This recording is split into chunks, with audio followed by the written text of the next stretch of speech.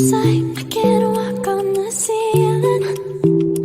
Oh yeah, got me dreaming, dreaming in colors I never dreamed in. Oh yeah, I let you in deeper than I let anyone else before. Filling up with my broken pieces, took them all and made them yours. Didn't know what my heartbeat needed, skipping out, no I can't keep score. When I lose my breath, boy, you got me breathing. Oh, every little thing you do, every time you hold me, take me higher, higher. Every little thing you do, every time you hold me, take me higher, higher. Oh,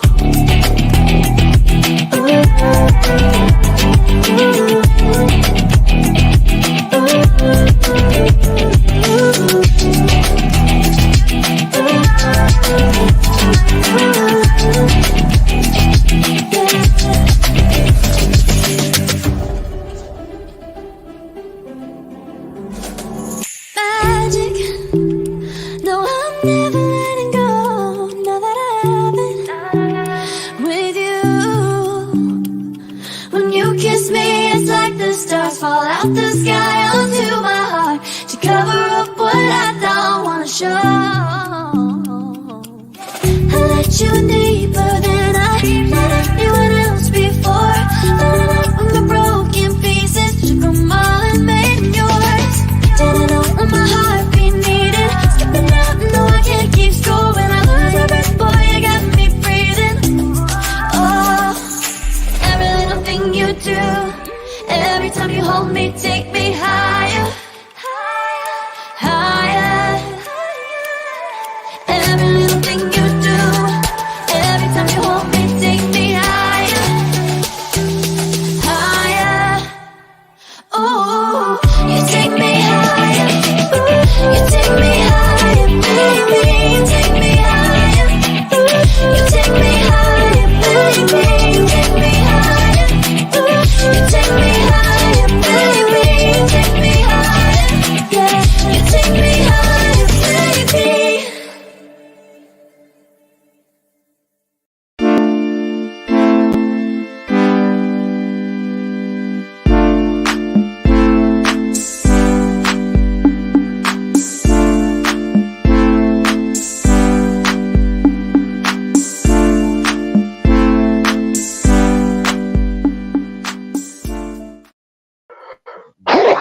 Lord have mercy. Excuse me. Welcome to Radical Truth Department, the progressive news show with Let's Be History. I am your host, Marlon, along with Anna Hart, along with Diaz McSneezy. We are back. What's supposed to have been a break wasn't really a break for us, but Foxy and I do thank everybody for their condolences. In case you don't know, we did lose a family member while on break, and so there was no break for us. But that's okay. We took care of my wife and her sister took care of business. They did a phenomenal job, and she and I wants to thanks for all the condolences. Just to clean up a couple of things before we even get started. Hey, Marlon, why you ain't talking about what happened in the house and everything last week? Because quite frankly, I don't think it's over with, really. And to put it in perspective, if you lived under a rock or something, last week the House decided to give a 45-day extension to keep the government open, which is probably down to what now, Theus? 39 days, 40 or something? November 17th, my birthday. November 17th. Oh, how nice. That's great. Yes. Okay. Just in time for my birthday and Christmas. Isn't that wonderful? Hey, my birthday comes in between there. Thanksgiving is like the week after, so they're going to put all these people where they ain't getting paid just in time for holiday season, and that's really messed up. Yeah. But this is what the Republicans do every year. So the next day after the extension, at Gates put up to vote out. What's that? I had his name already in my head. You talking Kevin about McCarthy. Kevin? Yeah, Kevin McCarthy to vote out Kevin Look, McCarthy, Kevin. in which they did vote out Kevin McCarthy, and we have an interim House Speaker who, at this point in time, has done nothing. But kick Nancy What's what to Pelosi do? out of her office. And another dude. Right. I do not understand Yeah, that. they went after like everybody. So okay. You're doing such a Because that's what they do. that's what they do. To clean up something else. If you can seriously look at the Republicans right now and go, good job, please go to the mirror, ask, what the fuck is wrong with me? I'm telling you, it is so wild. It's so wild. And then somehow they said it's the Democrats' fault. Yep. You didn't save us from ourselves. How dare you? I told you we saw the video of McCarthy saying, well, congratulations on getting the bill passed and everything. Well, it was a tough job, no thanks to the Democrats. And the lady, thank you for actually pushing back for a change, media. The lady pushed back and went, it was the Democrats that helped you get the bill passed. So anyway, why I'm not reporting on it is because all that literally happened within 48 hours of each other. So I think there's more to come. Mm-hmm. Now, what I did not know yesterday, because I was busy, but I shouldn't have been this busy. I know the news came in yesterday, so not much time to discuss tonight. We will discuss it next week. But there has been going on in Israel, and the Gaza is really horrific. Over 1,000 total dead and over 700 Israelis and about 400 to 500 Palestine. The Hamas has attacked Israel. I honestly don't know why, and I'm sorry if they gave a reason, which let me put here right now. There has never been a good reason. I'm just saying, could you give the reason? And I know it's short notice. Never been a good reason for what? For attacking for attacking another country. Like World War II. Well, no, I'm saying because we have to resist the temptation of looking at everything as an isolated event. Why did this particular attack happen when it happened? What preceded it? Right. It's like you have this entire country in an open air prison that you imposed upon them after stealing their land. You go in every couple months and just murder people just because you want to, right? Somebody threw a rock at you and then you go and drive a tank down the street, right? Like you dealing with people who have been occupied and oppressed, like textbook oppressed. Yeah. You got apartheid going on. You got second-class citizenship going on. You got denial of citizenship going on. You got theft of property and land going on. You got wanton murder going on. You got desecration of holy sites going on. You got all of that going on. Yep. And while Uncle Sugar, the United States of America, looks on and don't really do nothing, they just say, "Hey, but we're good friends with Israel." Right? But then what did Israel just do? Like, we're sitting here trying to fight about some fascists, as at least we say, and they went and put Netanyahu back in office, and then he accomplished much of what Trump is trying to accomplish here. And in the face of all of that, we look at it and say, shame on you, Palestine. Now, I do say shame on you, Palestine, from the standpoint of what you did in your form of resistance was a terror attack. Okay? You targeted civilians. So, yeah, you're wrong. You're just dead ass wrong, right, for targeting a civilian. But it's really hard for me to come down too hard on the aggrieved because they're fighting back the way they can. They can't get a mechanized unit together and get some jets together and send an armed force into Israel. They can't do that. But Israel does it every time they just kind of feel like. It's like, okay. I don't know that much about the situation. I'm not international. That's why I have two of the brightest people that I've ever had on the show. So thank you for filling me in. I didn't know any of that. And we have come to the year anniversary of Gina Masa Amini's death. Protests are still going on in Iran. Oh, and don't even get us started on what America's doing with Iran. That's a whole nother thing. Mm-hmm. Like you go around pissing in everybody's sandbox. It just feels like we didn't even take a week off. The world don't stop, dog. We don't stop. Nope. It don't even slow down. I mean, and it's always the same players. Always. America and their little buddies. The same players, but I always say it's always been the same issues. You just change the players. Different year. Thinking because you changed the players, oh, this is a whole new issue. And it's like, no, dude, it's been going on for a while. It's like you got every year in the NBA.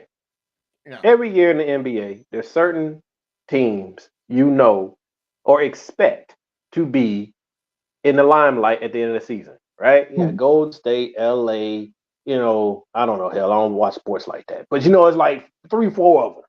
Okay. You don't ever know who it's gonna be, but you usually know they're gonna be in the middle of it. It's just like this. Every time something pop off horrendous, America, France, Israel, and China. Well, China ain't even really do a whole lot. They play games like more subtle, but it's the same jokers. Yep. Meanwhile, over the break, we actually found an old photo album. Y'all want to check out a baby picture of me? Oh, sure. Let me get my glasses. Yeah. Ooh. Hold on now. That picture looked like it came out in the 70s. Look at that little baby. I love babies. Babies are awesome. Just laughing her head off. And then. Hey, you look exactly the same now. That's your brother? No, that's me. That's you? That's me. She looks like that now. See, that's why I thought it might be her brother, though. In his defense, my brother and I were often asked if we were twins growing up, and he's 4.5 years older than me. Yeah. We look a lot alike. They look so much alike. The two youngest ones, they look so much alike. I can just show either one of them a baby picture and say, that's you. Saves on pictures. I have to admit one thing. Now, my middle child, my middle daughter, and my oldest daughter. Let me show you some back-to-back pictures of when they was little, and you could not tell which one. And there's like a 5-year gap between the two. Wow! But you could not. If I give you some younger pictures of them, you could not tell which one is which because they looked exactly the same when they were little. They look totally different now, but then, like Foxy would show me pictures, and I go, "Oh, look at her." She'll go, "That's not her. That's her. The other one, yeah. Wait, what?" That's why I miss the days of actual pictures because you could write on the back of it. Now I don't know which child I'm looking at the clothes trying to figure out. Now let's see. Did I? I think those clothes would have went with so and so. But without further ado, let's get this party started. Little baby. Yeah. Let's get time goes too party fast. Started for Anna Happy over here crying.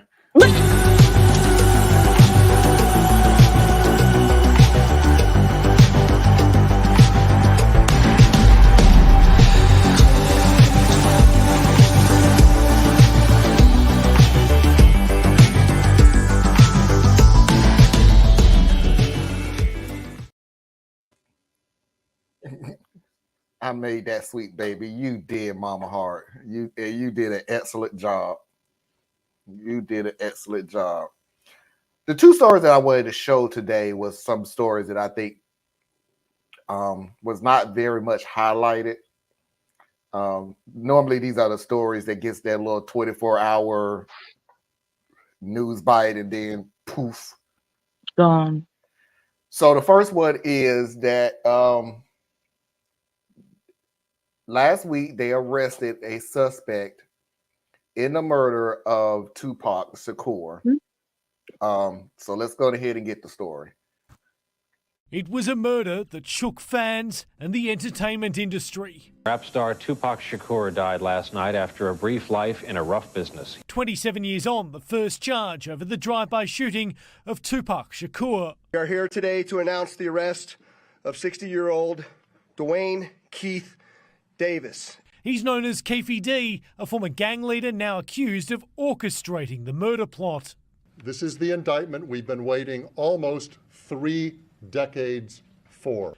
Police say it was revenge for this scuffle involving Tupac and Davis's nephew at the MGM Grand Hotel in Las Vegas. Later, Tupac was on his way to a party when a white Cadillac pulled up next to his BMW. Shots were fired. From 2018, in interviews and a memoir, Davis admitted to being in the Cadillac. Who shot Tupac? To keep it from the cold of the streets. It just came from the backseat, bro. That reignited the investigative fire, and 2 months ago, a home was raided. Court documents allege Davis sought the gun, handed it to his nephew or another rapper. Both those men are now dead. Tupac's death was followed by the murder of his rival, the notorious B.I.G. For years, there were conspiracy theories and accusations levelled at police over their handling of the case. Now they have their first charge, the last living witness, who will appear in court in days. Today, justice will be served in the murder of Tupac Shakur. In the United States, Jonathan Kersley, 9 News. Couldn't even say the name right. Shakur. Sorry. Sometimes you just let it go, Woosh, because he also said Tupac. He's from somewhere else. He is. He is. Yeah, okay. So I came up short, of course, of saying they arrested a suspect. They arrested the suspect who murdered Tupac. But that's not what they're saying. They are saying that he had something to do with it, even if for the fact that he was the one who got the gun and handed it to the person who pulled the trigger. So this very much he'd be accessory to murder. Oh my God, Theus, what did I miss? No, go ahead. Oh, no. Because I've been on this show with you for a long time to realize the more I talk after you make that face, the deeper hole that I dig. So, no, it's not you. It's not you. You fine. You ain't saying that. What's going on? I'm just, completely unimpressed by them saying that they didn't solve a crime from 30 years ago. I don't trust the police. I don't trust them. So far as I'm concerned, you went and got somebody, and now you're saying this is it. He did. Whether he did it or didn't do it, I don't know. But now you want me to just take it on faith. Anytime the police try someone in the streets, I automatically just don't believe them because they play too many games. I can't tell you this. I did not like this is the indictment that we've been waiting for 25 years. Really? This is your. They ain't been waiting on nothing. No. That was weird. That was like the streets was waiting. And waiting. And waiting. Mm-hmm. Meanwhile, it was 4 suspects, 3 of them dead. Mm-hmm. So that's what I'm saying. So he might be the one, but odds are He ain't. And as far as the criminal justice system is concerned, one black man is as good as another. So you knew him. Did you know about it? Did you know about it? You knew about it. Tell me what happened. You're not gonna tell me what happened? Well, if you don't tell me what happened, then I'm gonna say you did it. Oh, you don't tell me? Oh, you still not gonna tell me? Okay, you did it. Did he admit it? 60 years old. There you go. Yeah. But he might be guilty, but he might not be. I'm just saying, I don't trust the cops. Don't trust the police just because they come out and sell you something that you want to hear. Because they lie to you so often that they need to prove anything they say. I don't take nothing they say on what do you call it? Face value. I can't. Not anymore. You have proven to be unreliable on every level. I know Theus is saying the police, but the justice system have proven to be unreliable on every level. You done solved the case of somebody that, no offense to Tupac, because he's actually my favorite rapper of all time.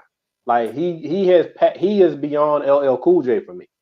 Wow. Which is saying a lot for me. That says a lot. Yeah. But we have come to grips that this young man got into. He was a victim of the lifestyle that he was promoting, and there's a lot of wrinkles to it. And he never solved anything true enough. But the community and everybody was pretty much at peace. Okay. Yeah. So you telling me you can solve this after 30 years, but you still don't know what happened to all our little girls that keep getting kidnapped across the country every year. Some detective work you got going on there. Like, all the indigenous and I know women. that people will say that's not the same thing, and it's not the same thing. But I'm saying though, if you can devote the energy, it's connected. Devote it where the community is begging for you to devote it. Get the killers off the block. Get the dealers off the block. Right? We can point at the crack house and you still won't go get nobody.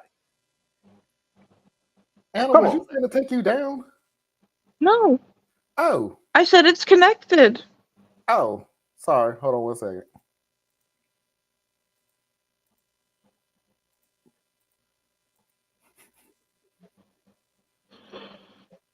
He said, Anna, did you tell me to take you down? No? Well, I'm going to take you down then. I was fixing the picture. That's okay.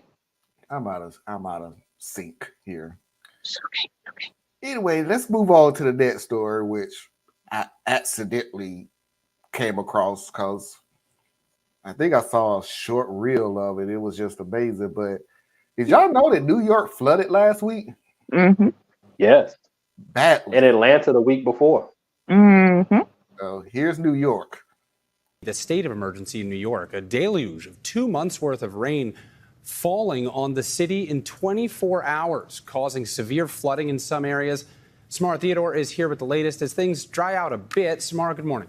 Good morning. So yesterday's powerful and moisture-laden storm capped off New York City's second wettest September on record as torrential rainfall left those in transit in dangerous and simply impossible situations. This morning, New Yorkers drying out after a dangerous deluge left many areas underwater from record-breaking rain. Over the last 24 hours, unrelenting rain turning roads into rivers, cars stranded as people flee for dry ground, and millions of New Yorkers urged to shelter in place. In New Jersey, a state of emergency. Floodwater swamping roads, making travel dangerous and nearly impossible. In Fairfield, watch as a firefighter hoist a driver over his shoulders, rescuing him from the stranded car in the middle of a flooded street. One of at least 18 rescues throughout the region. In New York, states of emergency in New York City and the Hudson Valley. One of the Big Apple's wettest days on record, with more than half a foot of rain falling. The NYPD sharing video of this sea lion that escaped from its enclosure due to the flooding, but returned without leaving the zoo. The torrential downpour sending water cascading down stairs at subway stations. The system coming to a complete halt as rain poured through openings and cracks. This video showing water shooting out of the wall at the 7th Avenue subway station in Manhattan. Get off right here. Riders on this city bus in a panic as water surges inside. Drivers abandoning their cars on the FDR highway on Manhattan's east side.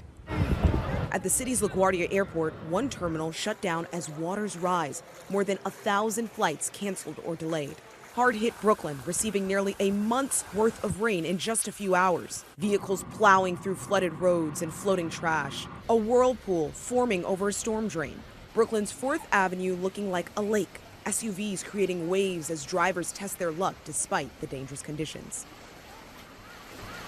And you know what's wild about all this? As we see the ramifications of climate change persist, events like this will be more frequent. So let's see what we ended with here. So at JFK Airport, they saw 8.6 inches of rain. That was their wettest day on record since they began keeping that in 1948. And we saw rain totaled as high in even Norwalk, Connecticut, just over 5.5 inches there. So what happens next with this system? We're almost done through the thick of it, but we could still see one last heavy wave of rain over Long Island this morning by about 3 p.m. this afternoon. The last of it moving through New England, and then we're drying out. As far as totals go, generally speaking, about 1 inch, but we could see 1 to 2 inches on Long Island near Brookhaven. That's a look at the forecast. Shanae, back to you. Oh my gosh, Samara, those images truly wild and just mind-blowing. Thank you for that.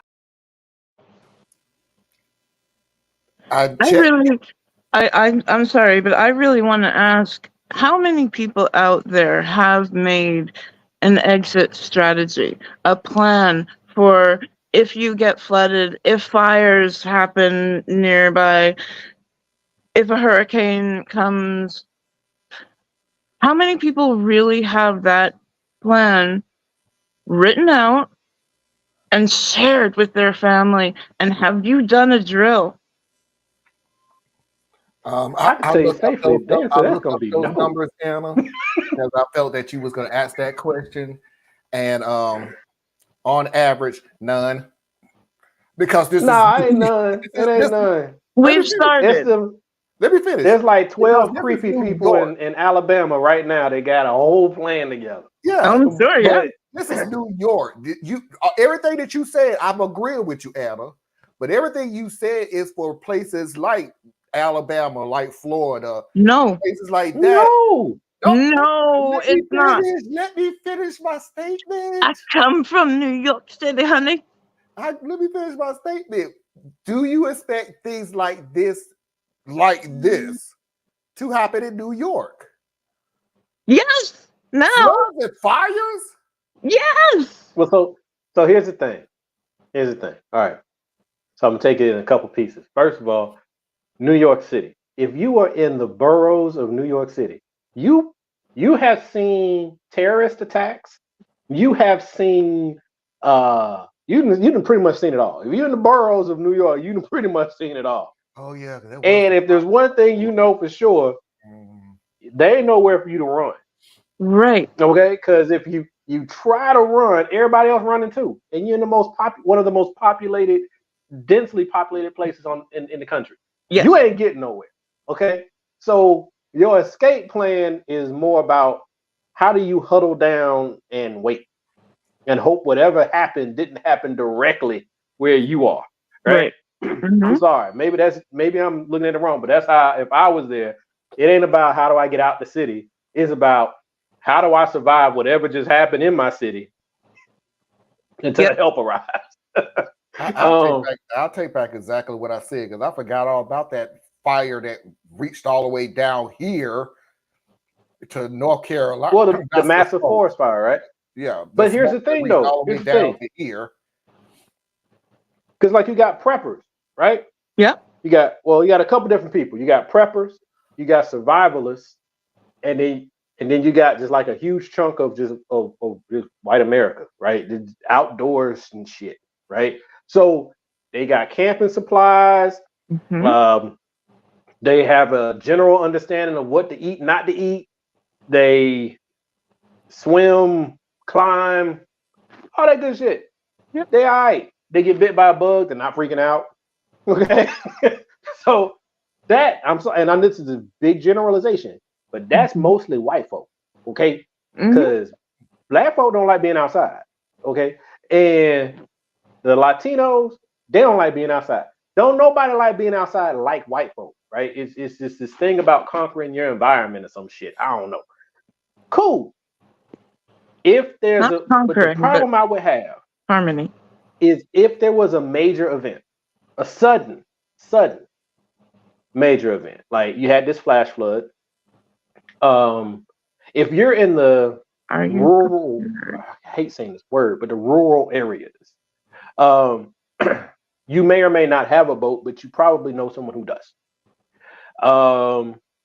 So, and you know if you're in like a floodplain, and there's certain things that certain people do. Like if you're in Louisiana, most every third house has some kind of a boat.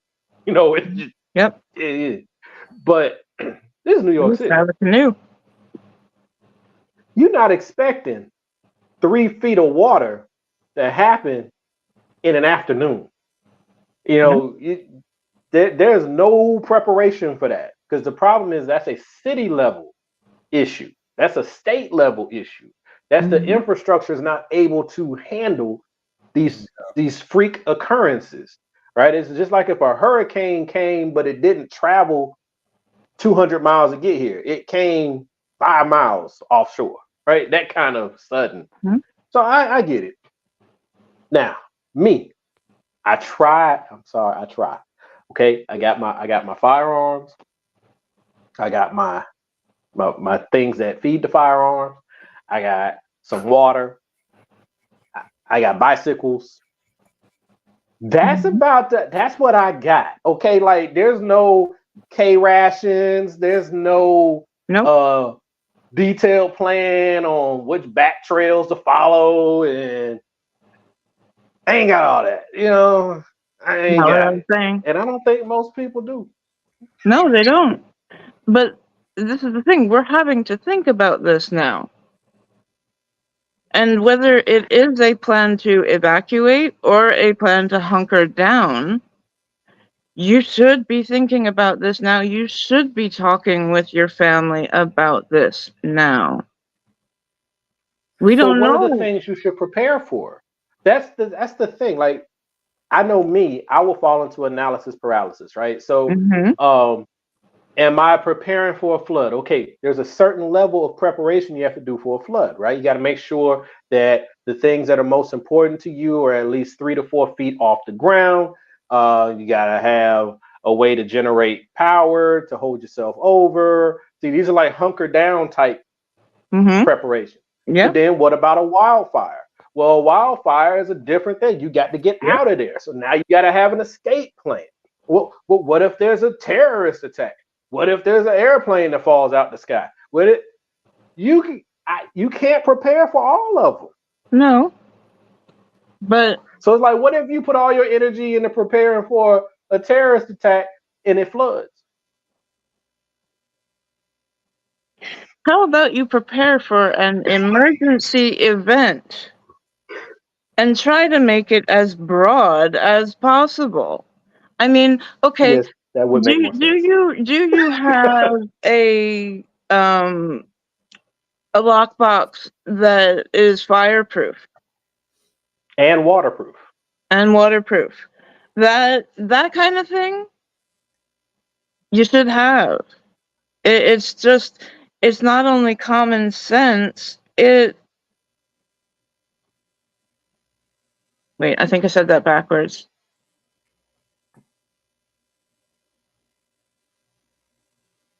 It's not just a good extra plan to have. It is common sense. Yeah.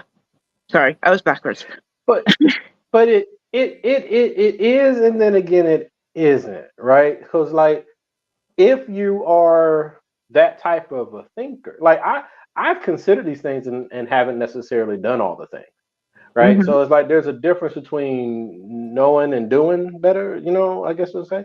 And then there's also like, okay, you should have even if it's not waterproof, you should have a fire resistant lockbox. And then the things that need to go into said fire resistant lockbox would be sealed. like in a Ziploc bag or something, so it's protected from water. And you will put your passports, your birth certificates, social security cards, that type of the deed to your home, your insurance policy, like those types of things. You should do those things. So those of you out there, that should be a short list for you to kind of work on. We should all do that. Yes. I don't think most of us have. No. I mean, I can, yes, honestly say that I have the lockbox. I have our passports. I have not everything you mentioned. So, yeah, I've got work to do as well. But what I am just simply trying to say is we should start asking ourselves these questions. Have we done anything? These events are going to become more powerful, more frequent, and spread out all over the earth. There is not a place that will not be affected. If you think you are clear from all the wildfires, flooding, and all that, where do you think the people are going to go? I agree with that. And I love that you raised that point, because that's what I say about people when I talk about finances, right? It's a it's a different type of preparation, but it's about being civic minded and being aware of more than just yourself, right? So if you are within, what was the number they said, like 3 miles of a coastline, you need to have a plan to get away from it. Yep. Because it's continuing, sea level rises and storms and all that good stuff. Well, like you said, if there's a mandatory evacuation, these people have to go somewhere. So are you prepared to take in your family? Are you prepared to take in your friends? Do you have, even if you don't have like food storage, do you have things like toilet paper, paper towels? Do you have those durable items set up? I do believe that everyone should have a go bag. Like the go bag doesn't even matter what the event is. The go bag is, some snacks like granola bars, yes, Tracy, water bottles, stuff like that. I can't read what Tracy said. Okay, so Tracy is saying if you have a chronic disease, you best make sure that your medicine is stored in something fire and waterproof. Yeah. And if you know that you rely on refrigerated, like temperature control type medications. Oh, Mickey. Hi, honey. You need a generator. You muted, hey, honey. Mickey, I totally apologize for I totally forgot that I do this. My mind right now is like all over the place. So would you like me to take over the notification for No, it was just this week. Okay. But trust me, if I do it again, then probably Bo of the fifth column, in case anybody needs to know how to prepare for just about anything, he literally has a 20 to 30 minutes, or however long it is, on literally what to get, when to get it, how to check it, the whole works. He talks about the different tourniquet that you would need if you have a small child. I mean, the level of detail that he goes into is really incredible. It's funny, the first time we played him, Thea said, I don't normally even give time for somebody who looks like that, let alone starts talking in a Southern drawl. And he is I had the same first reaction, but he is so smart and he does his research that I agree. all of your all of my presumptions and stereotypes melted away, and though he probably will never see this, Bo, I apologize from the depth of my heart that I made a prejudiced Judgment. I judged you before I had the knowledge, and I apologize.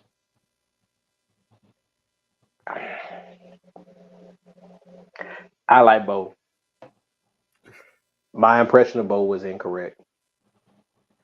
I would still make the exact same judgment today as I made back then. Because here's the thing. Yeah. Yeah. I don't have the time in the moment to give everybody the benefit of the doubt. Mm-hmm. Almost everyone I've ever met who talks like Bo and looks like Bo have not been good interactions for me. Now, I do have a couple of people I've known over the years who do look and sound similar to Bo who've been amazing. They outweighed by other experiences. So, here's the deal, Bill. I tell you something that's so funny. Bo tells everybody exactly how he started his show, how he started doing YouTube. Mm-hmm. You're not that far. You're not that far off, and Anna, you're not that far off from how you feel. He says the story is it was a joke. That's how he started because his friends knew how smart he was in the category of the things that he knows. Wow. But how he looks and how he talks, he said it would be really funny if you go on there with the way you look and the way you talk just to see the reaction when you start actually talking. And he said it just grew from there. Now I'm gonna tell you where Bo got my respect from. Which one? Because I remember looking at Bo and my impression was, and I apologize to you, Bo, you haven't done it yet. Mm-hmm. So I always hold that category. I was really looking at you with the slip up. Like, are you slip up on your wording, slip up on your phrasing of things, slip up on your beliefs of things, slip up on something. But I'm telling you, that's how I was then. Mm-hmm. Like, you have a good head on your shoulders now. Like, we've seen a lot of politicians and a lot of celebrities who was really good back then, and all of a sudden they started slowly going over the deep end. Oh, that's interesting. So that's not how I would. Yeah, but that's interesting.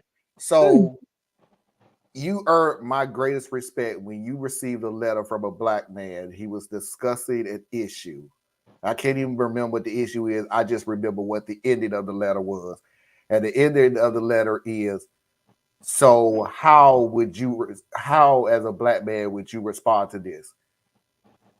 And I couldn't wait for the answer, but your answer was spot on by saying, I don't know because I've never been a black man. And I went, okay, all right, okay. I got you now. That's good. Because why are What's you going on looking in like your head, Theus? Why are you looking like that?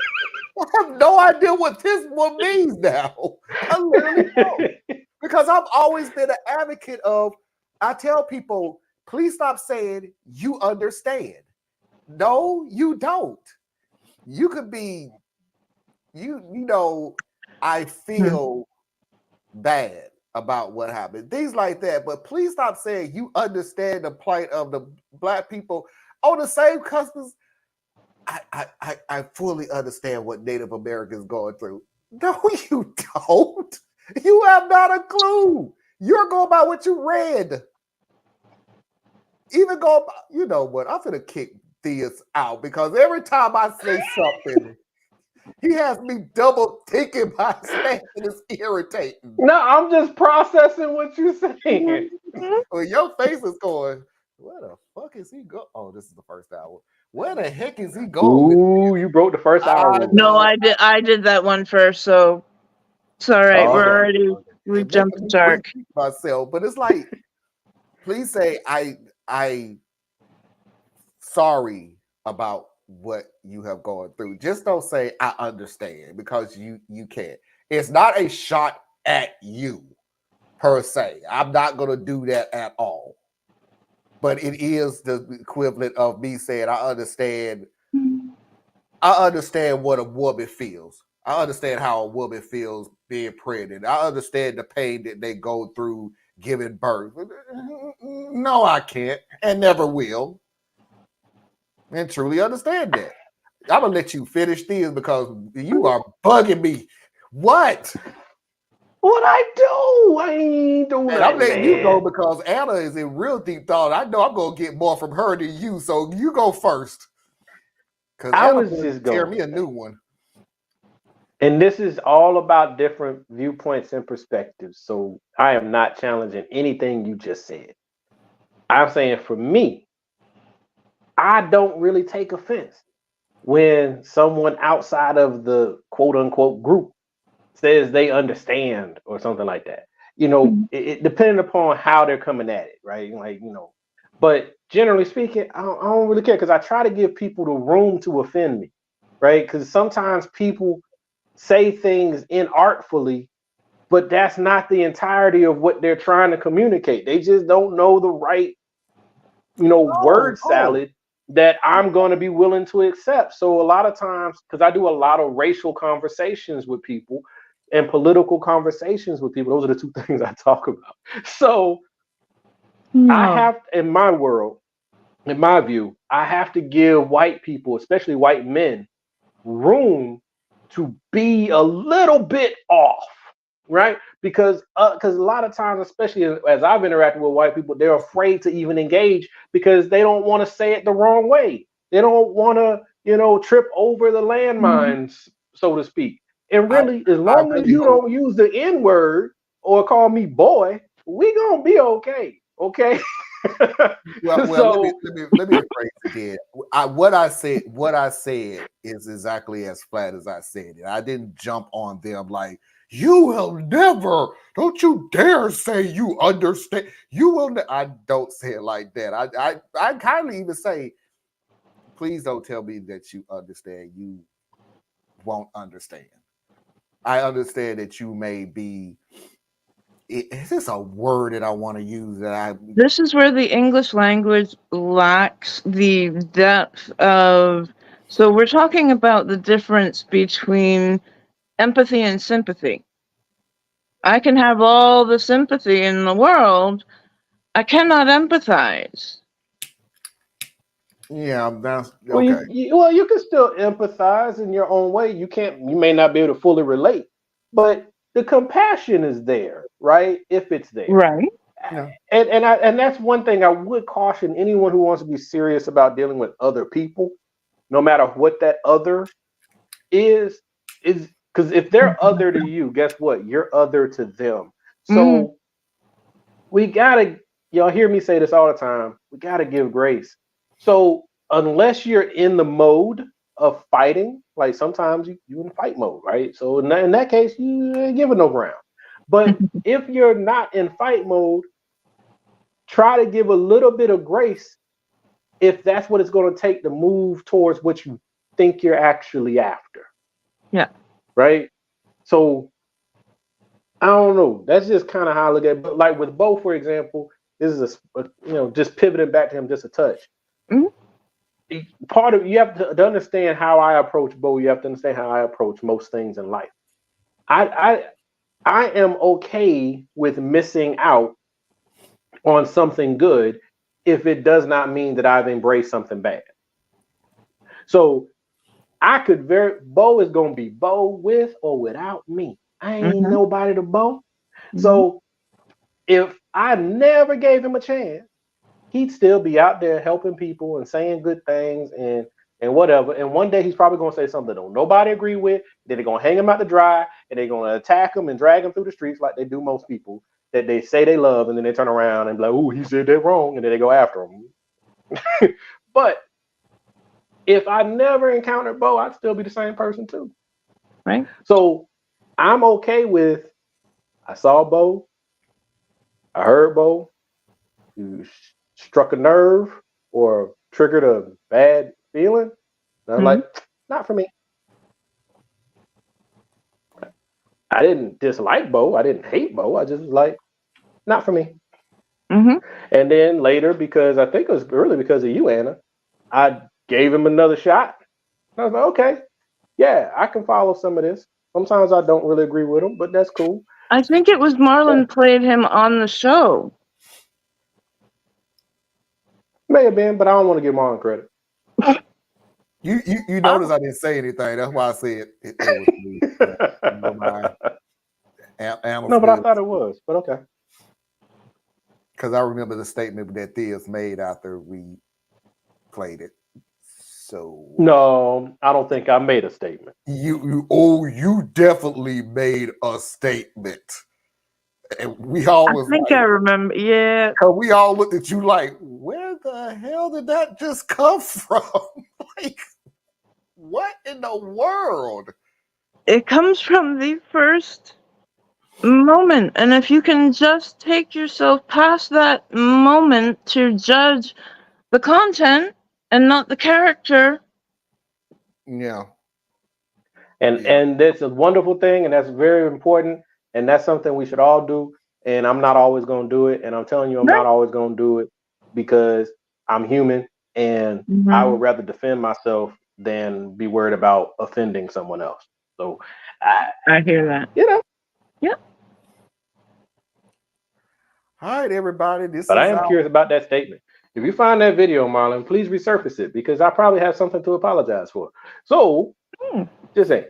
I'll put it into the private message, and you'll remember real quick. But that is our first hour. I know it's a little shorter than normal, but I don't think we have another segment. That went really fast. Wow. Well, we're a little early, but we're like 7 minutes early. So even if I play another story right now, it will really take us over because all of these are. So I'm not even going to go there with some of the stories that I got. So we're going to go take an early break because Anna, I found the story. I've uploaded everything.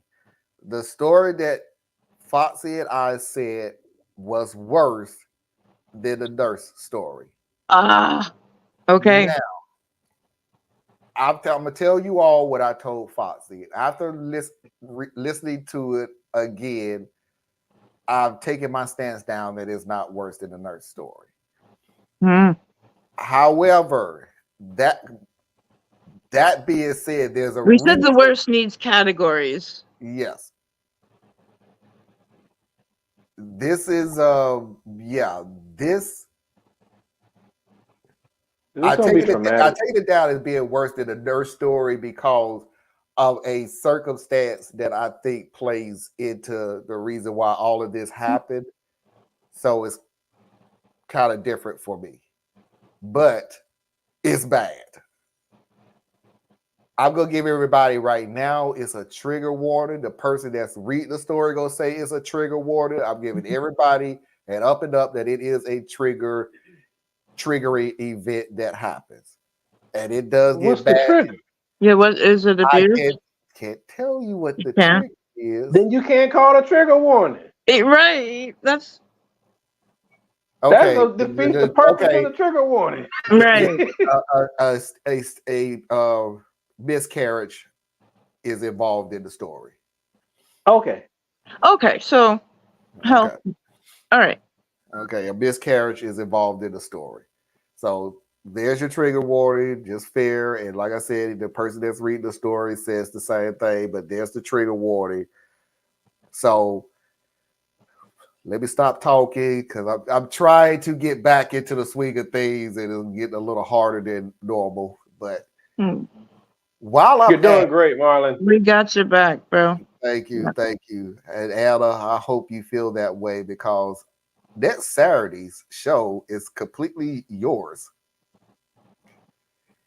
I have listened to a bunch of stories that has something to do with mental health, that has something to do with diagnosis, and it's like this is straight up Anna's wheelhouse.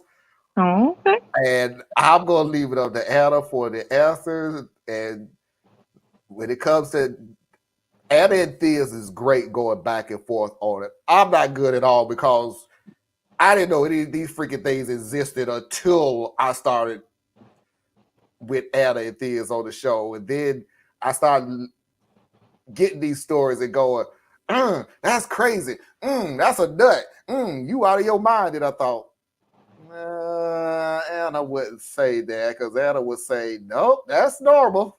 And I go, oh, okay. Well, so everybody understands something. Next Saturday is all of Anna. She's taking over. I'm just gonna play the stories and let Anna be great. And then Theus can come on and give his thing and be good. Yeah, that's right. Yeah, that was my shot at Mildly you. decent. You don't want to give me. Like that. No, that was my shot back at him for telling me you don't want to give me credit for something. So yeah, thought you was gonna get away. I'm out of the game, but I ain't that far out. So we're gonna go ahead and take our early break to reboot and refresh. 3-minute break with actually a full load. Am I the A-hole, real or not? Mafia videos of the week and Foxy's video of the week. So 3-minute break to reboot and refresh. So stay tuned.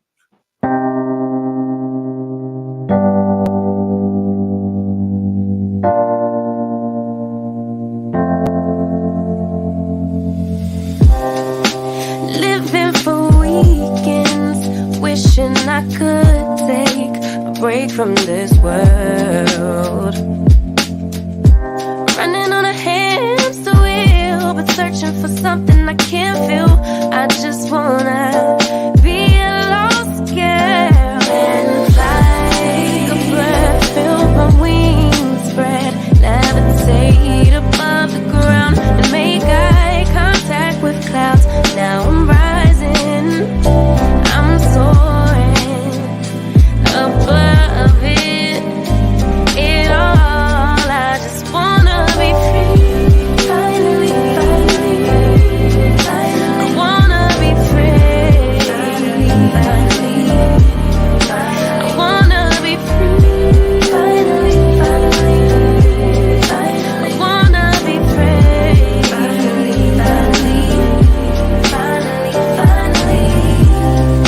I always stay dreaming, never imagine I lose my spark. Living in this crazy time, putting back the pieces of my mind. I know how to run from the dark and fly.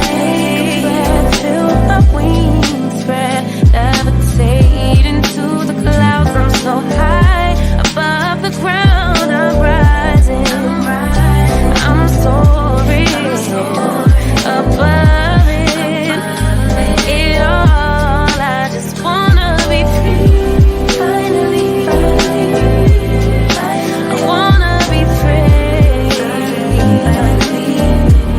I wanna be free, finally, I wanna be free,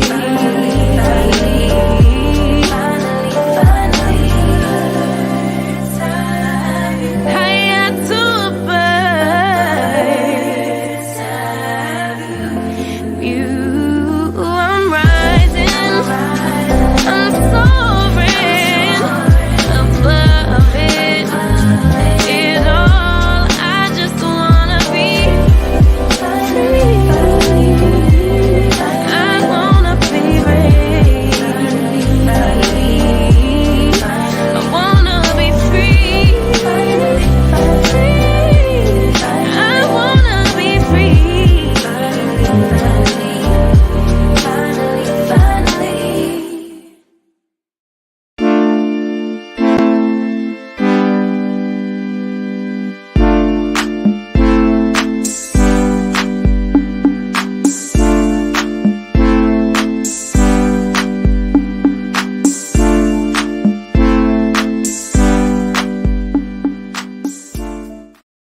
We are back for our second hour. So without further ado, let's go ahead and pay those bills. Please do not forget to go to buymeacoffee.com Tracy Media LLC. Help support Tracy and all of her endeavors. Please do not forget to go to Anna Hart's website, BorelliEtc.com. Learn something that you didn't think you need to know, but you should. And as always, you can reach me at radtp@outlook.com. That's RADTP@outlook.com. And we are back next Saturday Night Vibe, every Saturday at 9 p.m. Eastern Standard Time live. Again, if you're just tuning in, next Saturday is the Anna Hart Show. Anna will be taking over. All I'm doing is posting the video, but Anna Hart has full reins. I'm just going to sit back like I'm in a classroom and learn a thing or two. So Anna's going to come on to be great, while Thea's come on to be good. No pressure. No pressure at all. I'm not going to know any of the subjects that we're going to talk about, but that'll be great. Okay. Nope. Okay. This is off the cuff. This is off the cuff. And for people that don't know, the majority of the time, they don't know what I'm going to put on. So that shows how good they are. They don't have insight or knowledge of what's going to be on the show, and not one time, to my knowledge, have they ever said, well, I'm not going to respond to it because I don't know anything about it. That has yet to ever happen on this show. That could be a bad thing. Yeah.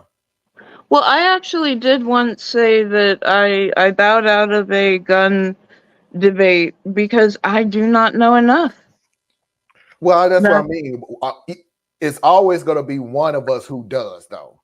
It's not like I put one on and all three of us or all four of us was looking at each other going, what do we say? I don't know nothing about this one, man.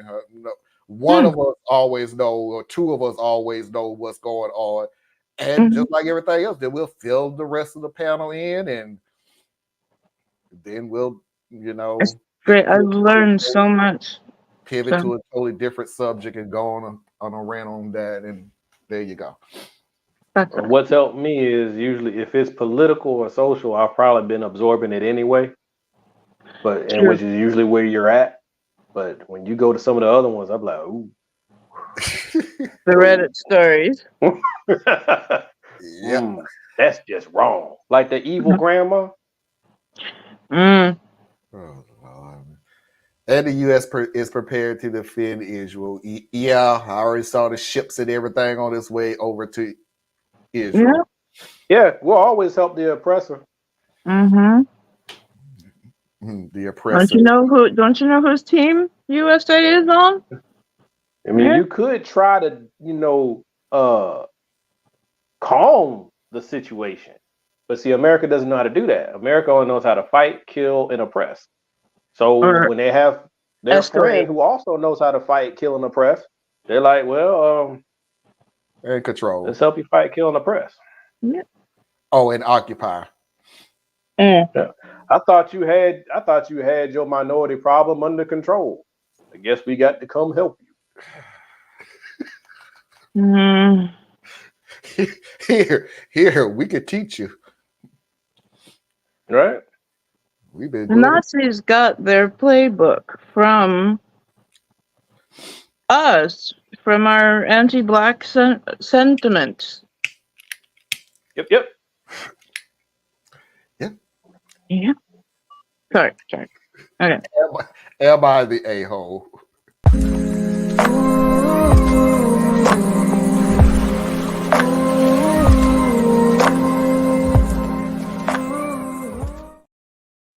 This is a three-parter, so yeah, we ain't gonna have it. Does it get worse? Yes, it does. Oh boy. So let's go ahead and get the first one out of the way real quick. Now you may think it's just food. I buy all of the groceries. And I didn't put it in order. But is this the one with the trigger warning? But this is the one with the trigger warning. Okay. So viewer discretion advised. It has to do with food? No, it doesn't. Let me see if this is it. Hold on. This one is, am I the astronaut for yelling? Okay. Trigger warning. This is about a miscarriage. That's the theme of it. So there's your trigger warning, viewer discretion advised, and I think I got it in order. If I don't, forgive me. Rough week.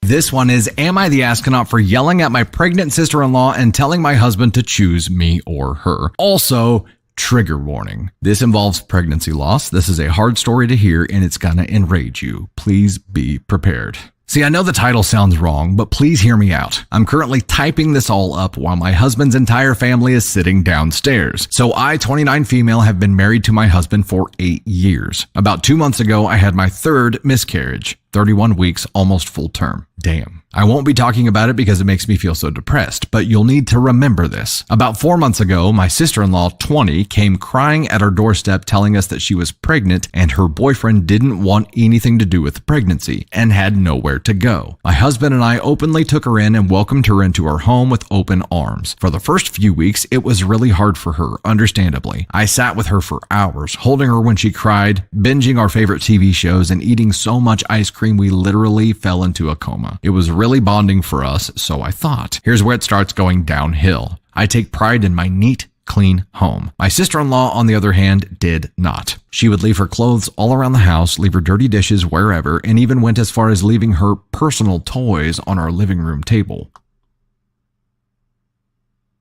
She left her dildo out in the living room? That's not cool. That's a party foul. That's for sure a party foul. I tried to talk to her directly before I talked to my husband, but she immediately started crying and told me she would try to be cleaner. I hugged her and told her it was okay, but this was a clear boundary for me. She told me it would not happen again. But it only got worse. Oh my God, it got worse. She told me I was expected to do her laundry and dishes and clean her room daily because she's the pregnant one. Well, I do understand how hard it is being pregnant. I just couldn't feel like a maid in my own home. Disclaimer, I bought this house, not my husband. It was all me. Not to mention the recent loss of my child. So I told my husband, but what he told me shocked me. His exact words were, honey, she's going through a lot right now. We really should be helping her out. Plus, it might make you feel better to take care of someone who's pregnant. Okay, first this.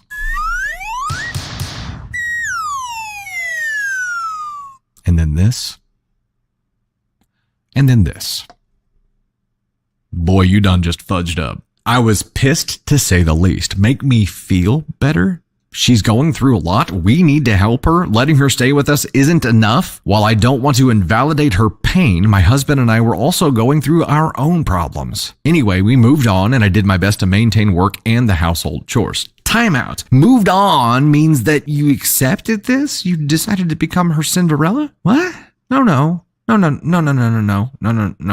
My husband works 7 a.m. to 7 p.m., so he isn't around much to help. I work full-time from home, so it's been super stressful. When I even try to ask for help from my sister-in-law, she always makes an excuse, even if she's just watching TV. The one thing that pushed me over the edge was I went out to buy the one food I have actually enjoyed eating after a miscarriage. I wrote my name on it directly and asked my sister-in-law to not eat it. Well, I went to go to my fridge to get it, and you'll never guess, she freaking ate it. Yep, I get that too. So there's your part one. It also helps with the part two about food thing, but there's your part one.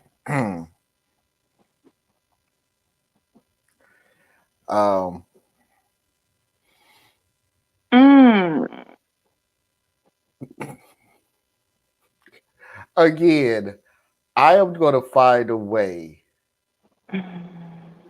to show Anna's face in the background when the stories are being told. Anna's expression on a lot of these things are absolutely priceless. Because it's always, when Anna is really, really mad, when she backs up far away from the camera, as though, if I get close, I'm going to punch this damn camera. So let me back up. Let me calm down. So, Anna, the part that you backed up on was, this should help you being around somebody who's pregnant. Yeah, fuck you and all that. Fuck you all the way. All the way. Husband's the astronaut.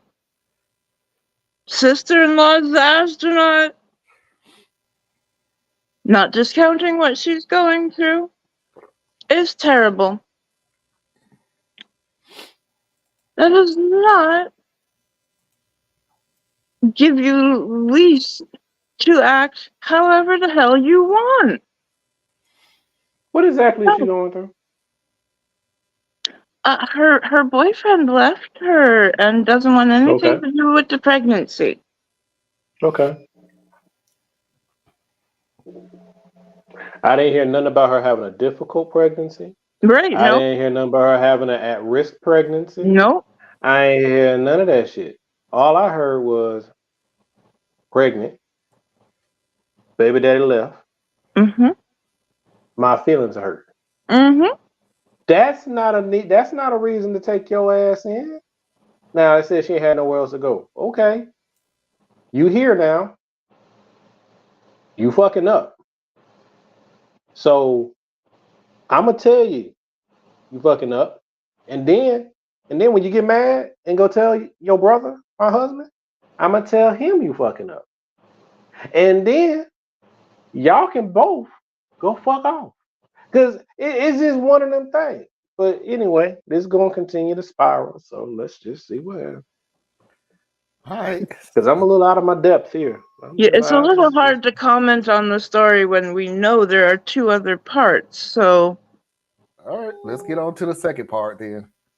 Now you may think it's just food. I buy all of the groceries and basically pay all of the bills. I don't mind people having some of my food, but the one thing I ask to not be touched gets touched. I told my husband, and of course, he rubbed it in my face saying that she's pregnant. I need to be less selfish, and life is about sacrifices. I was so upset I told him I felt like he and her were the nightmare roommates people talk about on Reddit. He didn't take that well. Which leads us to my title. My sister-in-law planned a random baby shower party thing at my house. I personally didn't know if I could even be home when this was happening. I felt so hurt that she wouldn't talk to me knowing everything that had happened and that she would just invite random strangers into another person's home before asking. My husband urged me to go, told him it would permanently affect mine and her relationship, so I told him I'd go. Don't understand that line, but that's okay. We'll push forward. About halfway through the party, my husband and sister-in-law announced that they wanted to show the nursery to everyone. I was confused. Nursery? Is she staying that long? What room did she turn into a nursery in my home? They told everyone to head upstairs, and that's when it hit me. They were talking about my nursery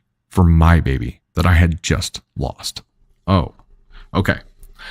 A wave of emotions hit me when I saw everyone in my baby's nursery telling her what a good job they did setting it up. My setup for my baby that my body failed to give me. I just lost it. I started sobbing, and then that sadness turned into pure rage. I started yelling at my sister-in-law, telling her she's the foulest human for putting me through everything that she had for the last few months, making me feel like I was a maid or an object of her convenience. Through choked up tears, I turned to my husband, whose jaw was on the floor. I turned my head to see his entire family staring at me, and I lost it again. Yelling, I looked at my sister-in-law, telling her how dare she use my nursery for my baby? How dare she think she has that right? What she told me made me fall to my knees, sobbing. It's not my fault you couldn't produce a child. Why let this go to waste? You're so selfish. Red flags don't do this justice. My husband tried to pick me up off the floor, but I yelled again. Standing to my knees, which were now shaking, I told him, pick. A dumbfounded look on his face. I yelled again, pick. Me or her? He couldn't even muster up anything to say. I just looked at him, pure betrayal. I pushed past the crowd of family and run straight up here to type this out. Even if no one sees this, at least it's helped me to let these emotions out. Now's the point where I ask, am I the asshole? No. No. You are still going through all kinds of hormonal shifts. And I know we're 3 months, 4 months later. No. No. Your sister-in-law is the asshole. Your husband. Why is he not backing you up at all?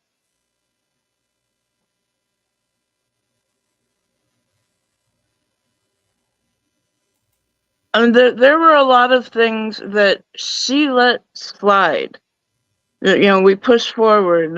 There were times when even he was like, "Oh, okay, we got over this." So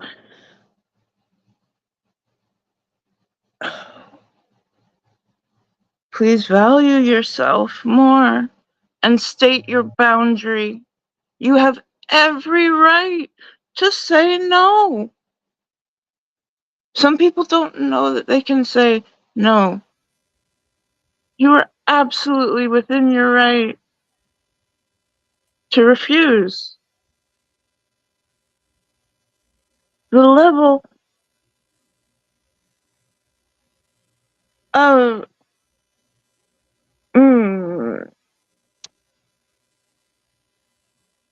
that you would use that against your sister-in-law, that you couldn't that is the lowest jab that you can take when somebody, that's all they really want. Honey, don't do it with this man. Don't try. Get out.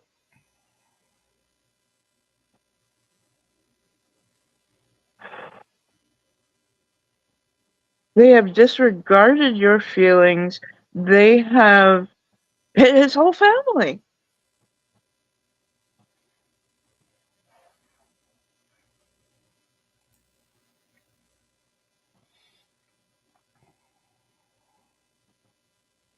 And it seemed like the husband knew that the sister was commandeering the nursery that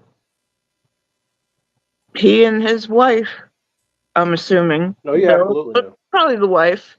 Yeah. But it was He probably the helped. wife that did it.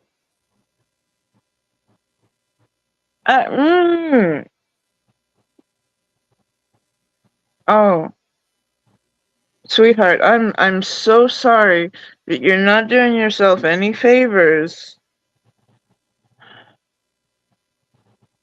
I'm not saying any of this is your fault. Value yourself more.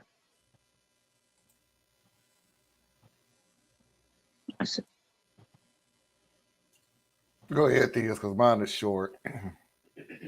Man, there's not a whole lot that I can say. One, I can't expect her to think in a straight line because of what she's dealing with. So I get what you're saying, Anna. Okay. But it's hard to value yourself when you lost something so dear to yourself. Yeah. And not knowing this woman, but knowing enough women, the ability to bring life successfully into this world is a part of many women's identity. So that's the loss of a dream, the loss of identity, the loss of your child. That's a shitload to have sitting on you. After 31 weeks, Right, put that into perspective of how long that was carried. I don't know what that means in time. I don't know what that means in time. Was that 6 months? Hey, she was in the second trimester, so almost third. Okay. So I'll just say I'm giving her that level of consideration as far as that part goes. Yes, yes. And then the husband, yeah, he comes across like a villain and all this, but he could just be a dumbass because she manages the house. He's never home. Why is he not putting anything in towards? It seems like it's all her. We don't know what the money situation is. We don't know what the money situation is. And we don't know, we also don't know her personality. Right? We're just getting her point of view as a mother who has lost a child. True. But we don't know if she's a pain in the ass to deal with. We don't know if she lords over him that this is her house and not his. We don't know any of that. Right.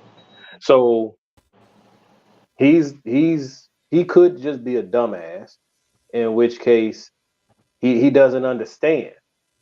Or he could be in his own level of grief, and this is him playing that part out. You know, I couldn't have my child. My child won't be here, but at least there will be a baby here. At least we'll have the sound of a child. And there's, I don't know, right? I'm just saying, if he's in grief too, he ain't thinking straight either. Yep. And especially if he's spoiled and lazy and in grief, there ain't no telling how that shit gonna flow. So he could be doing all this with no malicious intent, just being cruel. So I don't know. Right. It's just a bad situation all the way around. The only person, and I know you had hit on it a couple times with the, being hormonal or whatever with having the pregnancy, but now I done dealt with enough pregnancies. Now they ain't all the same. I get that. This woman, the sister, no, she's just mean. I was actually, when I said hormones, I was talking about the original poster. Okay. That she had lost a baby and that she was probably still feeling the settling of her hormones afterwards. Well, okay, I'm with you then. But I'll say the but pregnant I'm with woman, you there. she is also hormonal. Yes. Okay, and she could also be erratic because I have, I'm just be real with y'all out there. Y'all be kind of fucking erratic. But the consistency with the cruelty and the disregard, yes, that has nothing to do with pregnancy. That's 100% personality. So I don't know. What she needs, in my view, outside in, what she needs to do is like she did. She tried to hold it together as long as she could. She tried to keep the peace as well as she could. She did things that arguably we could say you shouldn't have been doing all that, but she did. She did. And when it got to be too much, she broke. And when she said pick, she was right to say that. Yeah. And then if he couldn't make a decision in a moment, maybe he couldn't. I don't know, because it's really fucked up to put that question on him in that moment, but it was legit. Yeah. He still need to make a decision. And he didn't make it now. And then everybody deal with the consequences. Past this point, the husband has no, he can't play ignorance, he can't play the dumb card. Yeah. Sorry, Marlon. That's it. No. This is the final part before I give you my reasoning. Because trust me, I don't raged enough on it. I know I'm being pretty cool now only because I've heard this story so many times. It's like I done ran out of rage. Trust me, I was raged. I can imagine. But I done heard it so many times, and like I said, well, I don't want to repeat myself until the end. So this is the final one. It's 4 minutes, so please just sit back and relax. This is a pretty long one. So here's the final, and to top it off, this is an update. Update.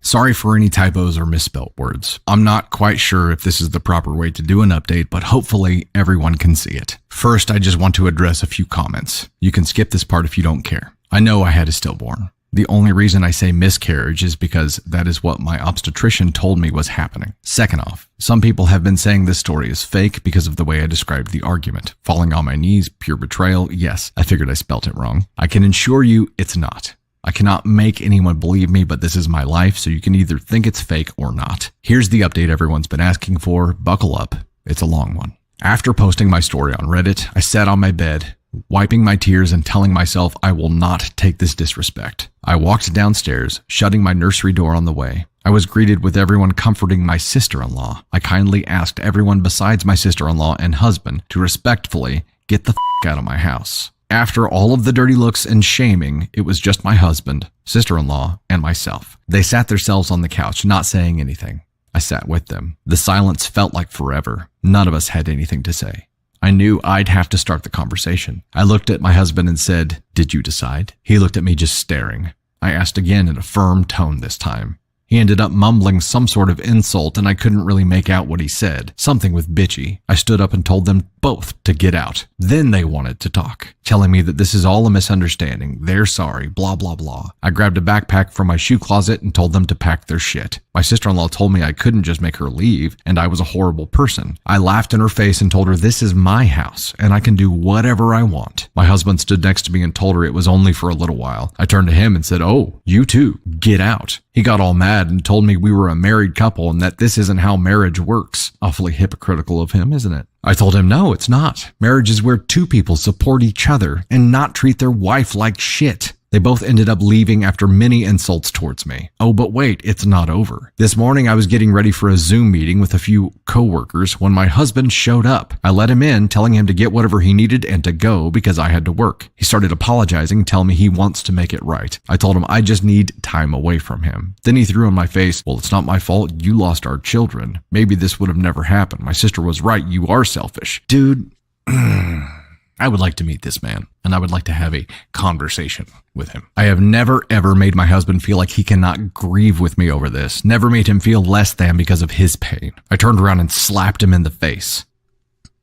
I never condone violence, and I'm very upset I would ever do that to another human, but I just couldn't deal with this. He took a step back and then threw all of my makeup on the floor, which I get, but then he started breaking all of my decor in my bathroom. I yelled at him to stop and that I was sorry, but he just kept going, even going as far as punching a hole in my bathroom wall. It was like I was seeing all of his bottled up emotions from our children's death come out, but he went too far when he tried to grab me, yelling in my face. I kicked him off and told him to get the f*** out. He walked out of the bathroom and I watched him break a few more items as he left. The second he left, I had a panic attack, looking at the mess he made, to even just seeing how much he hid his pain. I called my mother and told her everything that has been happening. I don't talk to my family much due to some past trauma with them. She told me she was on her way. The second she got there, I just broke down and she held me. Then she stood up and started taking pictures of everything he broke. I asked her what she was doing and she turned to me and said, "We're suing this POS." I honestly didn't even argue. I was so hurt by everything my husband did to me. My mom packed up my computer and I grabbed a few outfits. My mom and I drove to a hotel and she insisted on staying with me. While I finished up work, my mom called a locksmith and my attorney. I will be divorcing him as well. So there it is. The update everyone has been waiting for. I feel guilty for just giving up on my husband and 8 years of our marriage, but it's time for a divorce. I can't live like this, and neither can my husband. I wish I could say we moved on, forgave each other, and that I got to see my sister-in-law have her baby, but that's not reality. If anything else happens, I will let you all know. Thank you guys for the support and the help with this situation.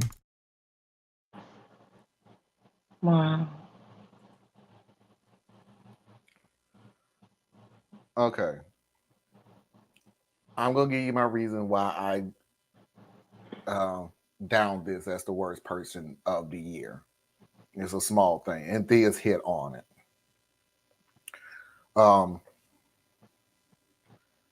The husband is grieving in the most awful, this is the second hour, most awful, hideous fucking way he can grieve. Mm. And he already has put in his head wrongfully, it's all the wife's fault. So from that point on, any issue, any subject that comes up is his wife's fault. He's not mourning and he needs help. Yeah. However, he's not going to get it. Once you have people who figure they can push the issue of what happens to somebody else, they figure it's nothing wrong with them. I didn't come to this conclusion until he did start tearing up the damn room. That is a violent reaction to what happened. Now, I done got that out of the way because that's my reasoning for saying he's not the worst person of the year, because until somebody can explain to me that the nurse have a diagnosis other than psychopath, I can't see anybody saying this guy is worse. I will put all of that to the side now. Now, having said that, I'm with Dusty on this. I want to hold a conversation with him too.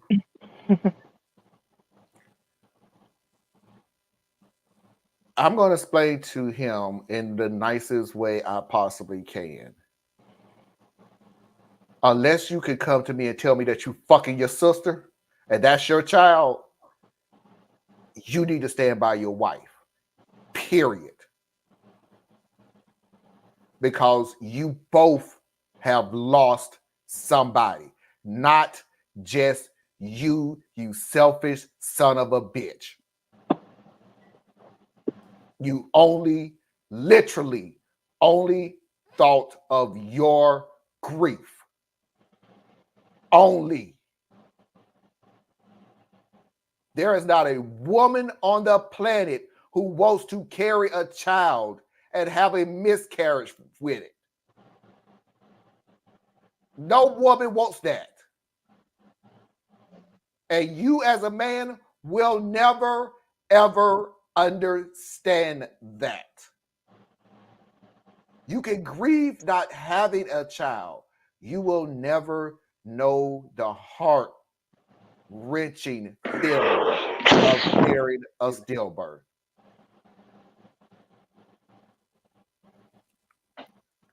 But I think I'm speaking to a brick wall anyway. To the sister,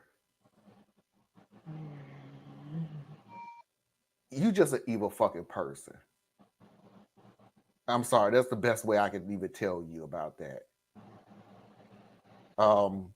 You really honestly, and I truly feel like you knew once you had your brother wrapped around your little finger, you could pretty much get away with any damn thing. To your little party favors that you left on the table, you didn't give a fuck. Till this woman who's still getting over a miscarriage needs to clean up behind your grown ass butt. To having a baby shower in the house. I ain't asking shit for permission, which, by the way, you may or may not ask for permission, but you probably asked your brother for permission. I honestly is probably under the belief that you probably just told your brother, I'm having a baby shower here. And then you took over the nursery that you had absolutely nothing to do with. Truly, I get what everybody on this panel said. I really do. Honestly, I really do. I'm just telling you what my first thought was.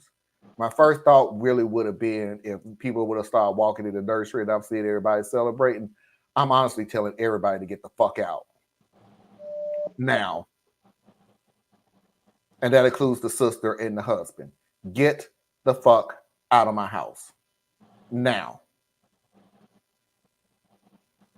There is not going to be a choice in the matter. There's not going to. I'm at the point where pick me or pick her is off the table. Because I'm not choosing either one of you. Because I'm looking right now at my husband has already made that choice. He's literally already made a choice of what is going to happen. So I don't want you. Because even if you was to come out and say, I pick you, I don't trust you anymore. I don't.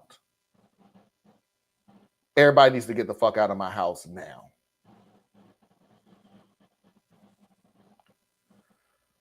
Let's move a little forward now. Theus has this thing about escalation. He's preached that to me thousands of times on this show. So yeah, I can't condone the slapping of the face. I understand the emotion behind it. I understand that's some shit that builds up. And not one person that watched this show or on this panel right now has never had some build up frustration to the point that you want to go slap the shit out of somebody. But you just still don't do it. But you really want to. And she did it. that pushed his mental capacity that was already at zero in a way over the top. And he busted out the way he literally understands, and that's to trash the damn place. That's the punch. That's the tear down shit.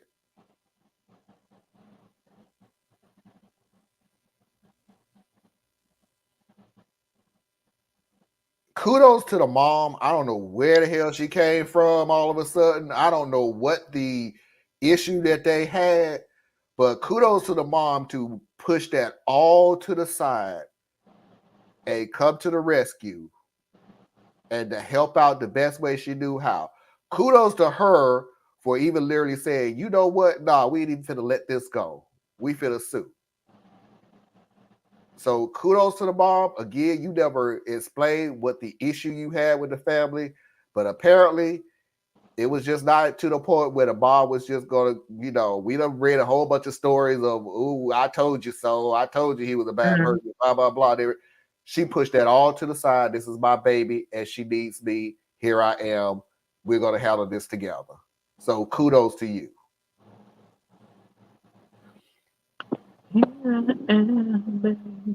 Where this goes from here, I don't know. Divorce, I'm pretty sure that's the divorce that she said so.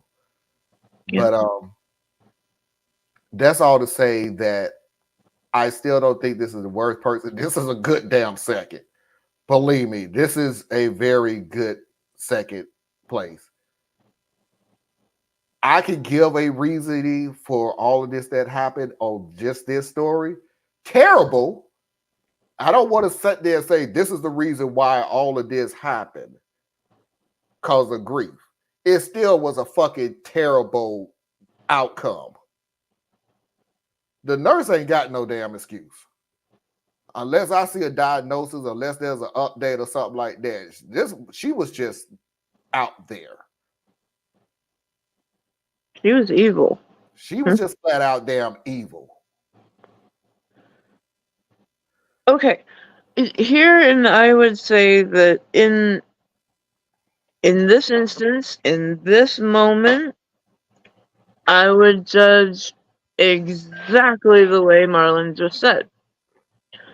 There were a couple of things that I heard that I'm starting to put together that makes me wonder about more of the story.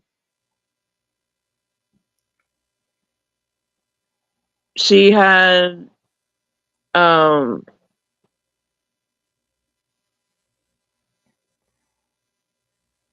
she basically came to a point in her life where most of the intimate circle she had, she came to a problem with. And common denominator is her in this instance. She was absolutely right in what she did in the moment. Like,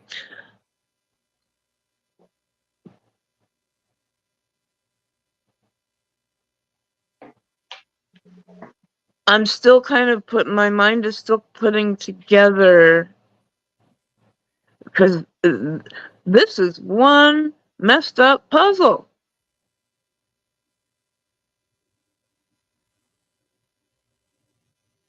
And yes, I love that the mother put whatever it was behind her.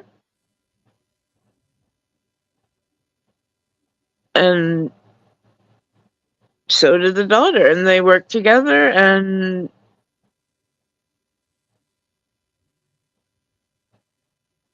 I really hope you got somewhere safe.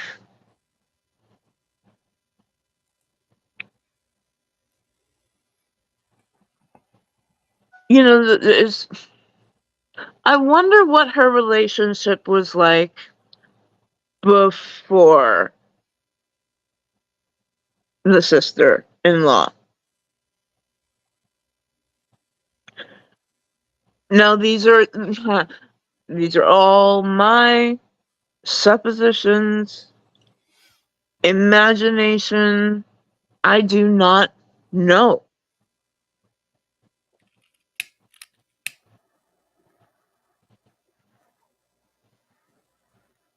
I do wonder,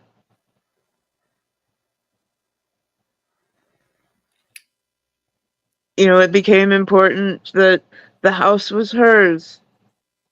She paid all the bills.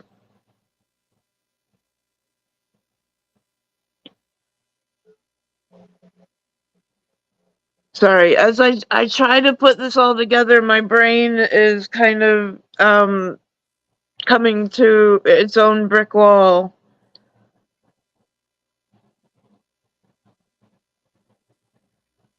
There's just always more to the story. There's always more, and I feel horrible that this woman had to go through being a maid, being devalued.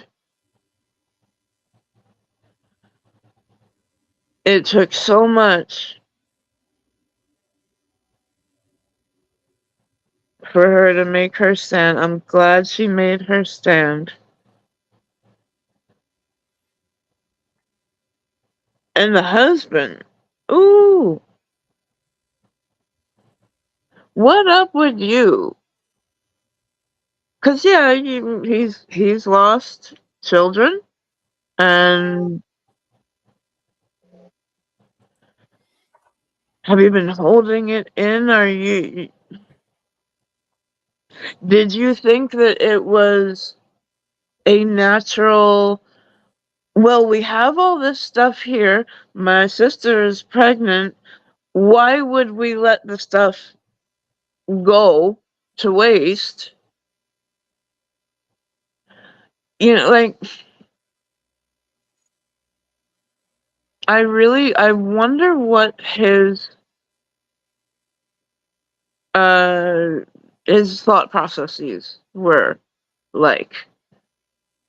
I cannot. It feels like we're missing a lot of information in this.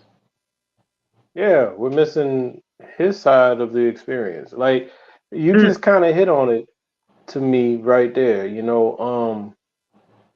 said something along the lines of, I wonder like how he was processing or something like that. Now, where he loses even more compassion or consideration from me, he put his hands on her. Yes. So I'm saying, so at that point, you've lost control of yourself and you are now a domestic abuser. Yep. Now, that's according to how she said it. It's not always that clean, right? Because what if they? I don't think he ever put his hands on her. No, she said he grabbed her. Oh, he did. Okay. After he hit the wall, he grabbed her. Oh, and that's when she said. So okay, I'm sorry. She had to kick him off. Yep, that's all right. The part. So he was probably seeing red. He was in a rage. But as with so many things in life, we come at a situation after a lot of things have already unfolded. Throughout this entire story, before we knew about that part of that climax, there was no concern for this man. He lost his children too. She lost 3 children. He lost 3 children. And if you've ever been around a family, Lord, I hope most of you have not actually had to experience this directly. I know, Anna, you've shared a few things. But there is no shortage of compassion for the mother. And I'm not saying you shouldn't. She needs her village. So you know who else needs a village? The father. And if just like little nuggets throughout the story, my money, my house, my decision.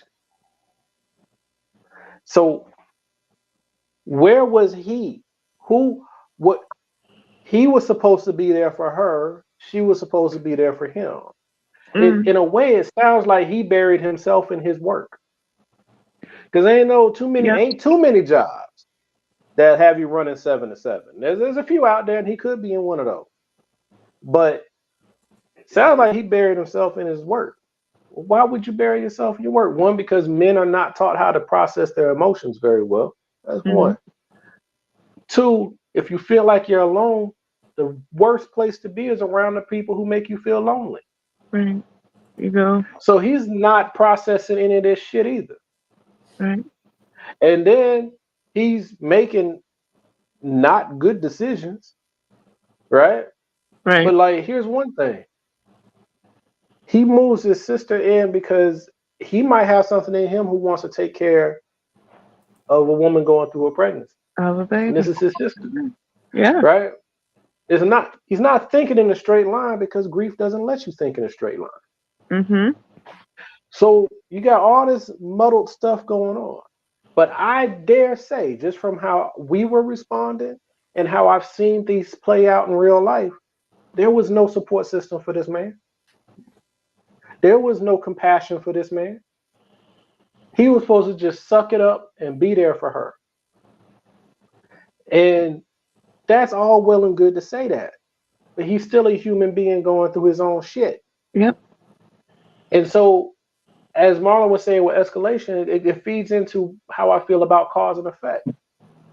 Things don't just go away because we don't look at them. Things don't just solve themselves. Time heals nothing correctly. The only thing that heals things correctly is time plus effort. You break your arm will stitch itself together over time. But left to its own devices, it'll be weaker and it won't heal right. It requires effort. We put a cast on it. We put a splint on it. We monitor it. We care for it. We do therapy to get it stronger. Mm-hmm. Right? Yeah. Left alone, it will heal wrong. Yeah. And that's why we have so many people with problems out here, because we leave them alone, especially our men. You leave them alone to heal as though time will take care of it because it's too messy to dig and pry and break through the things that we build up about ourselves to get through it. I can't speak for every man, and I'm a very sensitive man, so I over communicate. But that's because I grew up in a household that's how we did things. Mm. But that's not how everybody is raised up. So you got men who are just bottling it, and the expectation is that he's supposed to be stronger than this and overcome these things. He did not heal right. And then he's kicked out of his home. At that time, he probably didn't understand what the hell was going on. He made bad decisions. But he didn't fully process this shit. But he's kicked out. Okay. Well, she kicked me out because, after I had a chance to think about it, I was fucked up. You know what I'm saying? So, baby, I'm sorry. We can try to work on it. No, get your shit and get out. Okay, so now he's reacting to that. And all this shit builds up. I'm not saying none of this to excuse him. I just need people to learn how to look at the other party in a situation to see how we get to a fucked up situation. Yes. So after all of these things going down, here we are at the climax. We know a lot of things about how she was feeling because she told her story. But I can only imagine this man is feeling neglected, ignored, disrespected. And after all of this, I done sat here and tried to be there for you. I done sat here and ain't tell nobody what I was going through. I didn't put my pain on you because I knew you were already hurting. But damn it, you lost my children too. Not understanding that this is a matter of biology. It could have been a deficiency in your seed, just as much as it could have been a deficiency in her womb. Right. But y'all never talked to each other. Y'all never worked through this together. You each had to suffer the losses by your damn self. Yeah. So now all he has is rage. And what do we as men do when we're enraged? We lash out. So he hits the wall. He breaks some things. I don't know if anybody really understand this. When we do that shit, that's because we're not doing it to you. Okay? Yes. When a man punches a wall, one, it's a warning sign, ladies. You need to get the fuck away from him because he's losing control. Right. But When a man punches a wall, that is him not punching you. Yes. When a man breaks your shit, that is him not breaking you. But we are in the danger zone when these things are occurring because he is now physically lashing out, and it's a real short jump to where you're next. So he grabs her. He's probably blanked out at this point. He grabs her. She forces him off of him. He comes back to reality. He know he done fucked up now. Right? She has to now react to this, and she's doing the right things. You press charges, you hold him accountable. Yep. All of that. You know what I'm saying? He needs to be taken somewhere and helped. But here's the problem.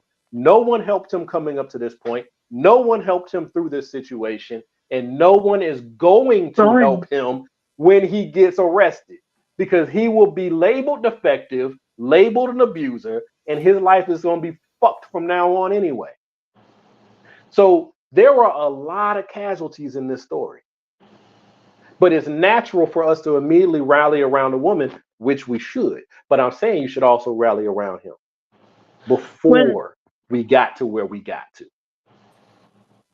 When I was 21, I got married. I saw myself having children, and the man ended our marriage by marital rape, and it was a very short, like, that was it. Now, I called all of our friends, because we were a couple, we had couple friends, and I begged the guys to stay in touch with him. He's going to need help. To my knowledge, nobody did, because you don't want to go help a rapist. You don't want to go help somebody who has just laid their hands on a woman. Like, but who's going to? Who? I feel you. And that's why, I'm saying this the way I'm saying it, right? Because I need people to care before we hit a crisis point. Right. See, I'm one of those people who believes, that's why I like working with young people. I love working with the young people because they ain't fucked up yet. You know what I'm saying? I am all for second chances. You make small mistakes. I'm gonna help you work through it. Hey, son, we got to work through how you think about things and how you wrestle with your emotions and all that stuff. Yeah. But once you go and rob the store, it's too late for me to unravel you. That's somebody else's job at this point. See, you stepped outside of my framework. So once you done put your hands on the woman, once you done raped the woman, ain't shit I can do for you. Your ass needs to go. But you're still a person. You are not the worst thing that you've ever done in life. I feel that about rapists, murderers, and everybody else. You are not the worst thing you ever did in life. Yeah. But you got to go. And now let's treat you as a human and try to help you in your new situation. Because you ain't never coming home. See, you in prison now, and you gonna stay there because there's certain crimes I view rape as a living death. So you have condemned someone to constantly relive this trauma. I ain't got no use for you, dog. But that doesn't mean, just because I don't have use for you doesn't mean society doesn't have use for you. Right. Just because I don't want to give you another chance doesn't mean that life shouldn't give you another chance. You just don't have that another chance while you're behind bars. You might become the type of person who helps other people who come through the system be better people when they come out the system. You know what I'm saying? You did the thing to put you in there, but that's not your identity. That's your location. Right. But the way we treat you as a society is, once you are defective, we just throw you away, and whatever the fuck happens, happens. And that's what I see for this man in this story. Yeah. Unresolved grief, untreated trauma, unfeeling world, and he had a maladjusted response to it. Mm-hmm.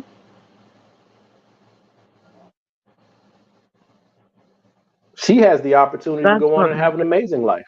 Quite possibly. Right. But hopefully she holds him accountable, and now he won't. All right, everybody. Thank you, everybody on the panel. Thank you, Anna. Thank you, Theas. We're going to move on to Real or Nah.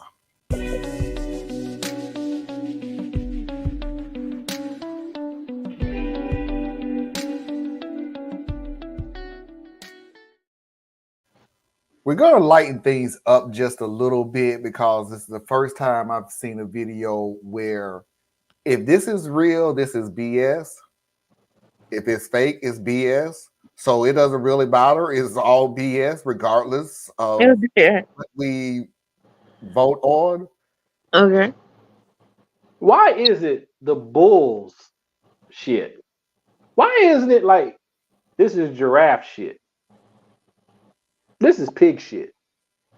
Why gotta be bullshit? Hippopotamus. It's the way it rolls off the tongue. You know, people can't say hippopotamus shit. They can't quite get the hippopotamus. They can't do it.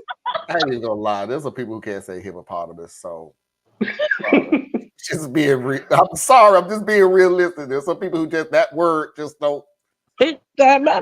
Angry lake cow. No, just saying shit. My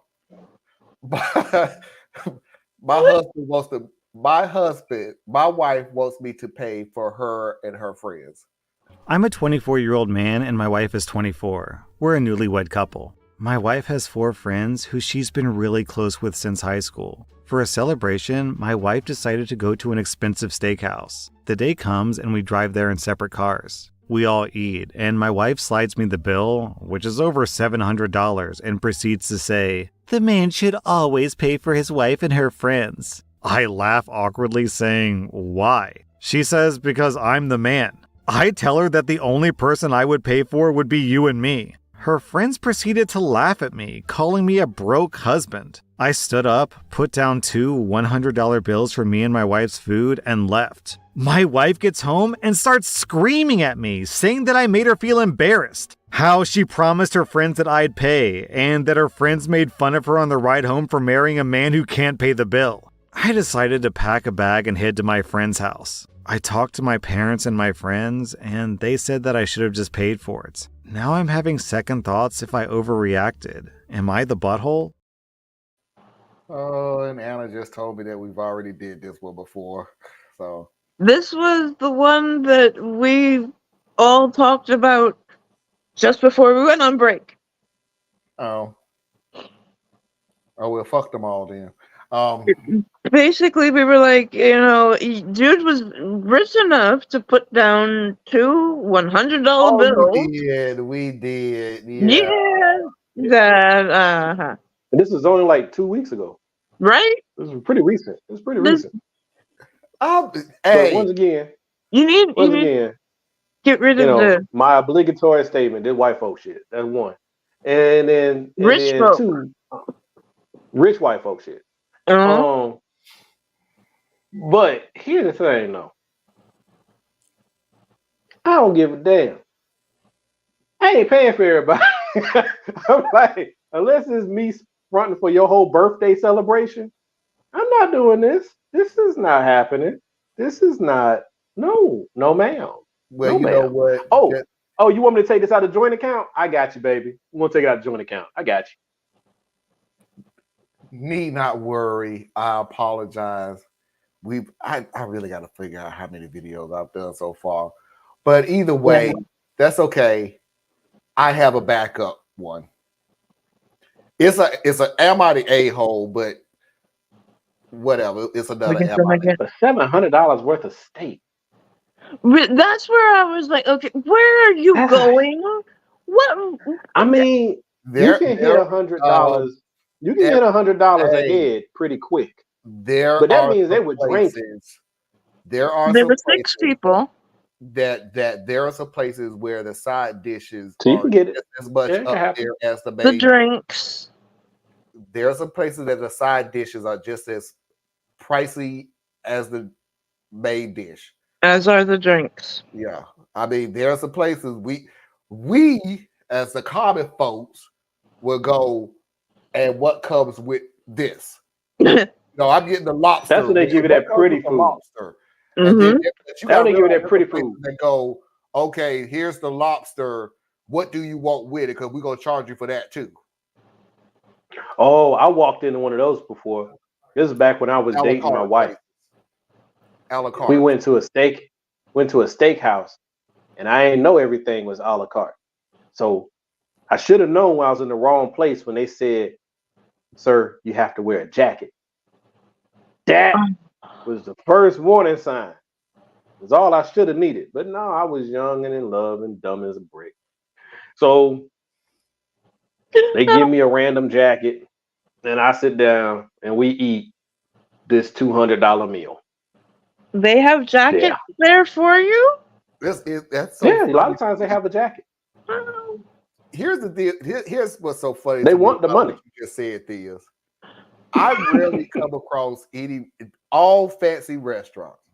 I live in a metropolitan area where they try to get the people up there to come in and eat. I rarely see a dress code. I ain't gonna say that. Sorry. I This don't is see in the Florida, dress code in as Tampa. a certain type of deal. And it's not because, hey, it's 2023, you should dress the way you want to. It's more or less, hey, the majority of the rich damn people coming here don't give a fuck about your dress code.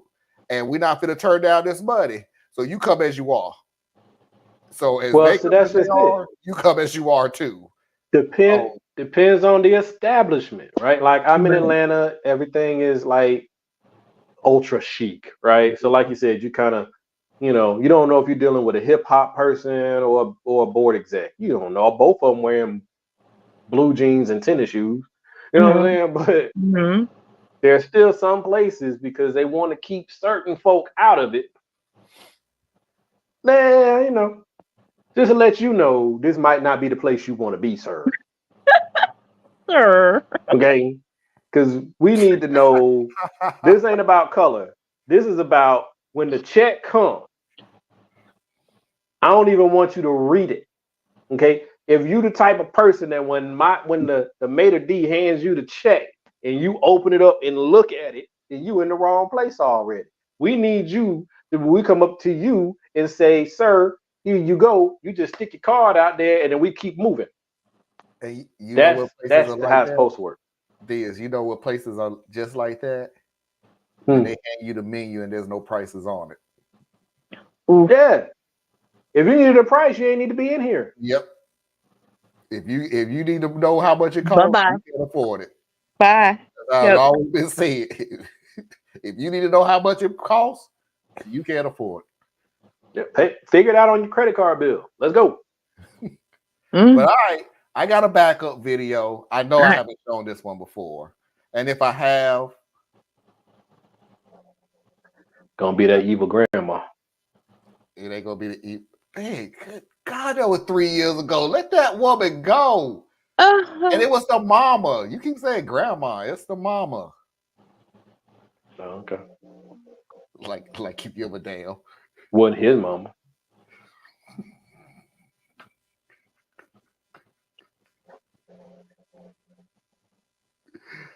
The title of the video is No Shit.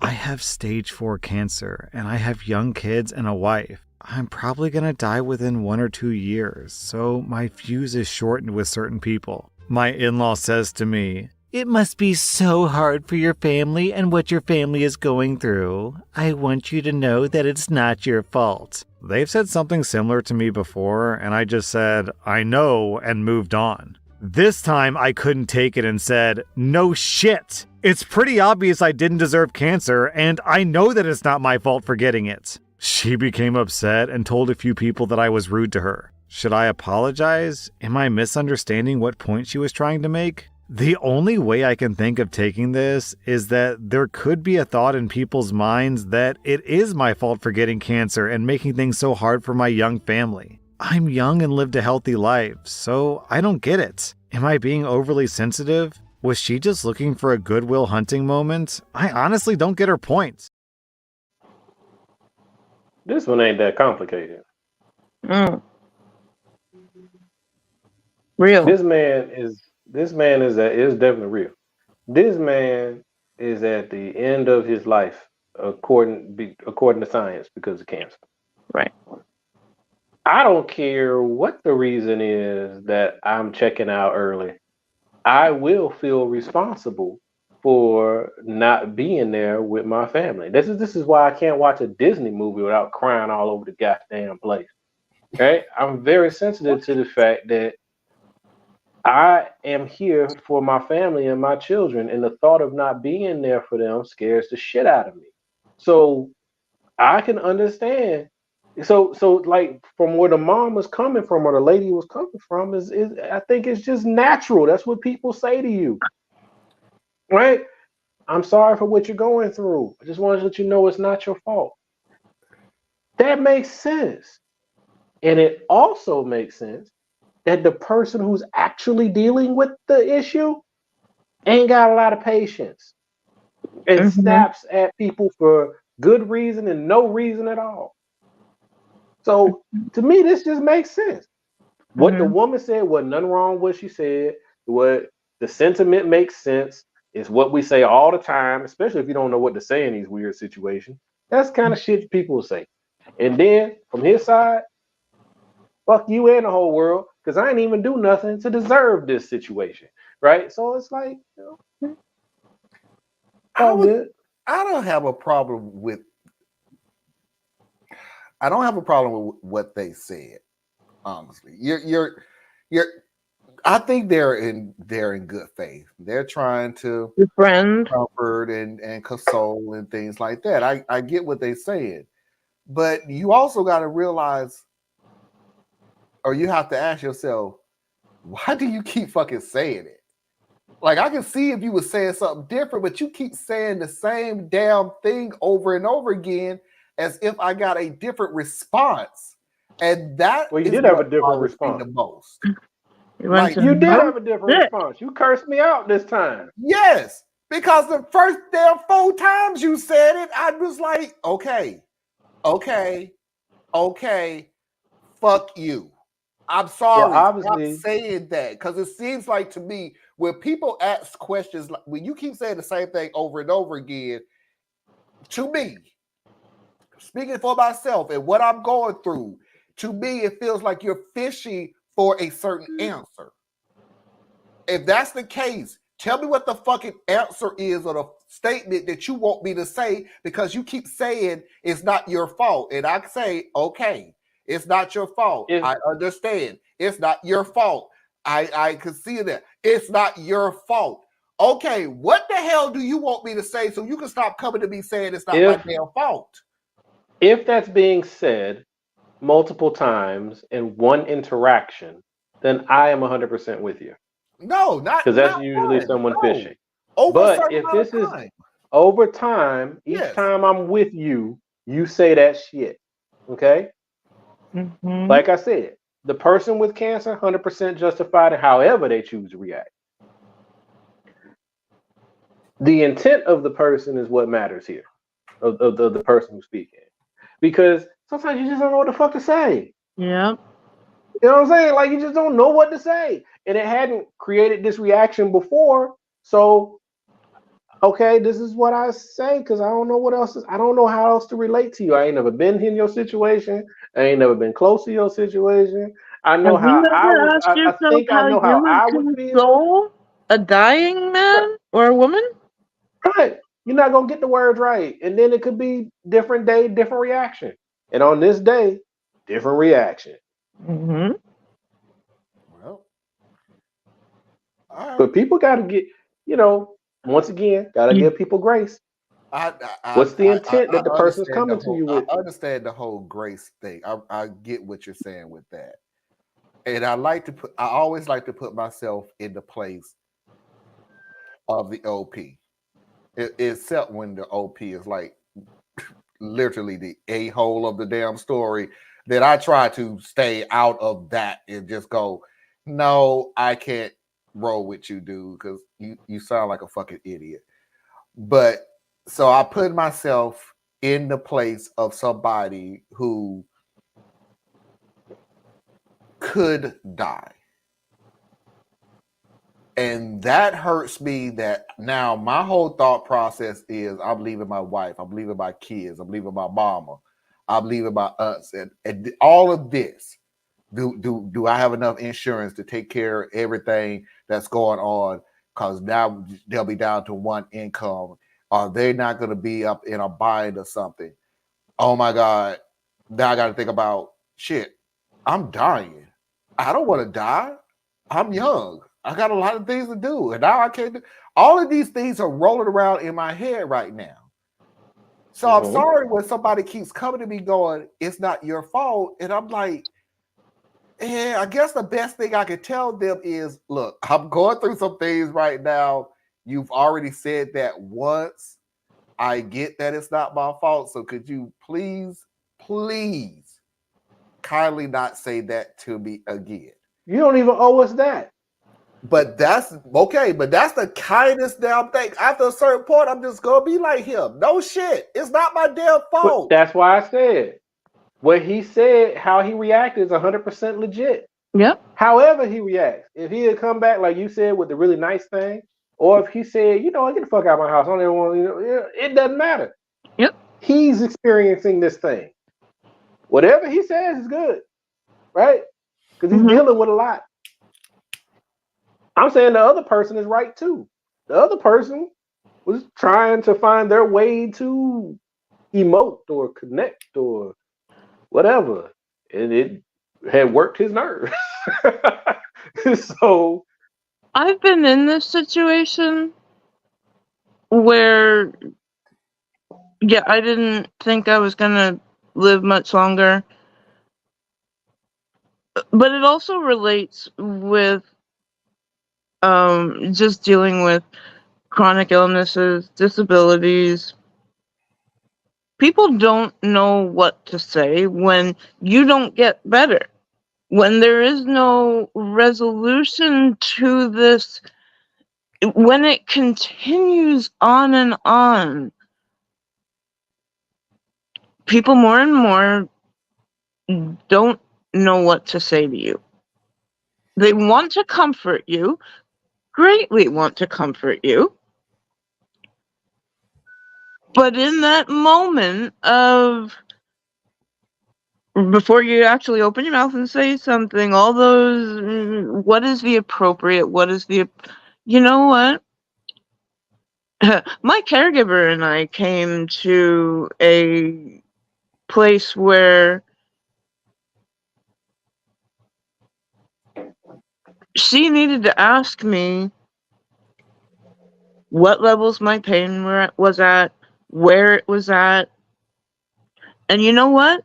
These questions, every day, multiple times a day, can fucking grate on you.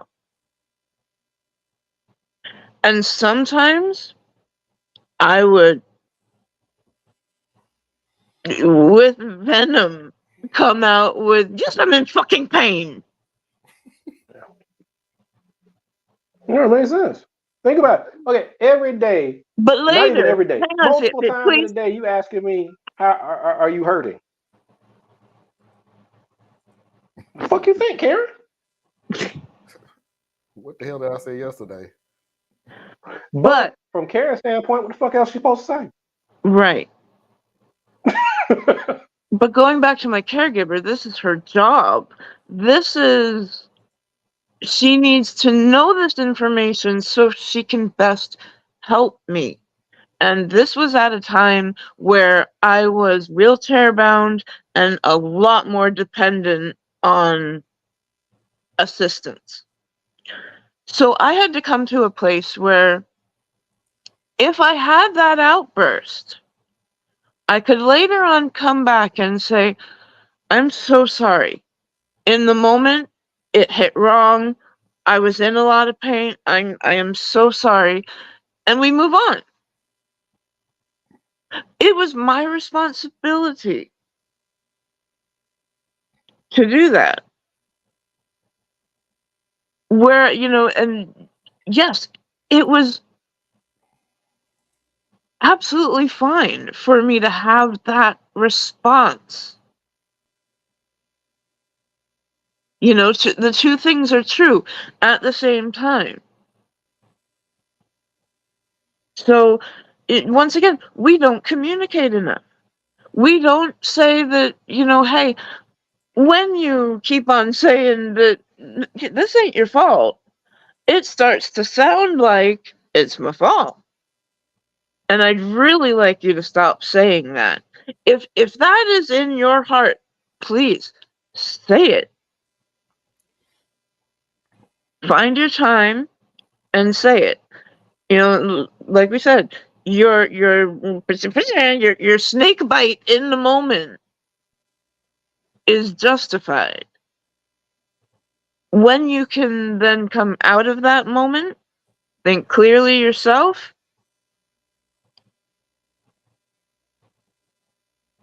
it is all about giving the other grace and the room to be, and the room to make mistakes, and then say that they are sorry.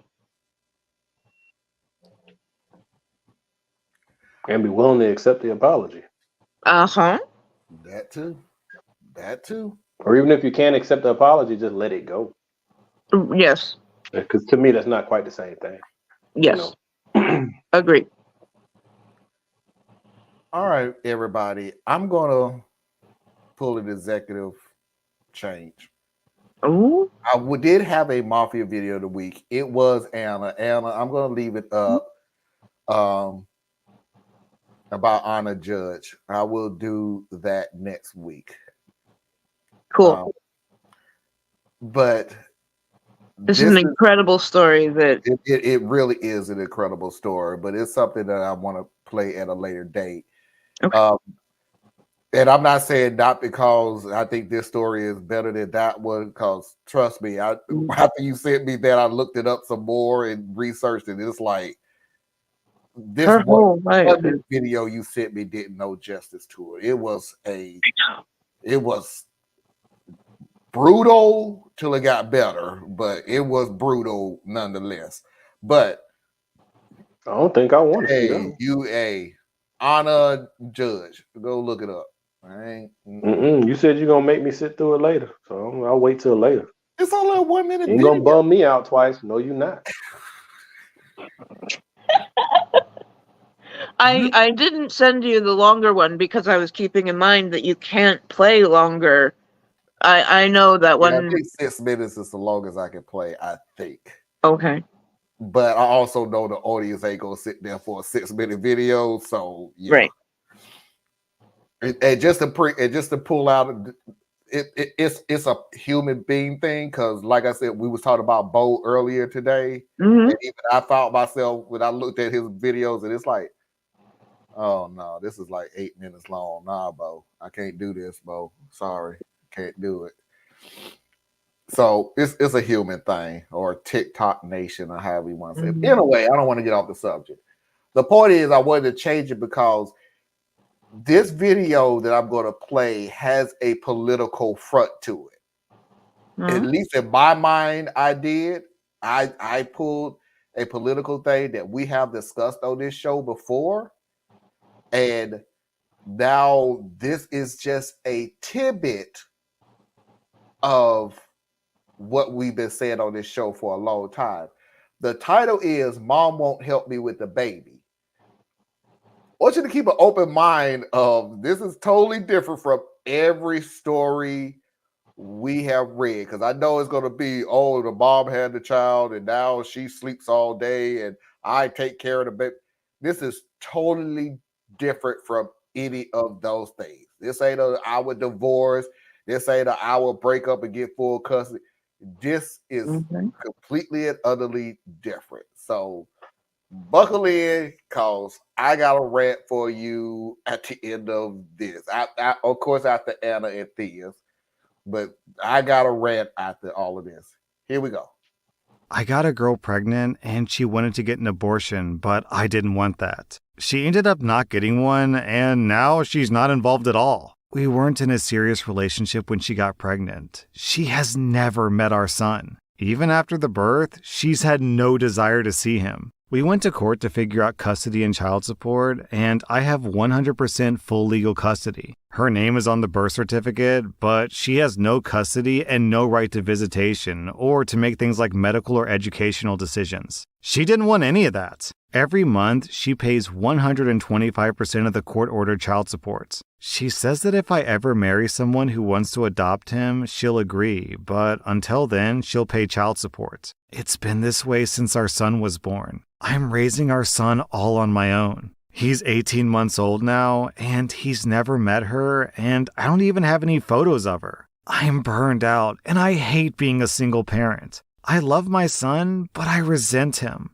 My family tries to help when they can, but I do it most of the time. I would never hurt or neglect him, but I'm exhausted all the time. I tried to go to court to give her split custody, but the judge said that we can't force her to look after him. I haven't seen her in almost a year, and the last I heard, she had a tummy tuck and laser stretch marks treatment, and she's working at a gym. She also told her friends and family that she's an egg donor, not a mother. She's a deadbeat mom, and the court won't do anything and is forcing me to struggle as a single parent. Do I have any legal remedies here?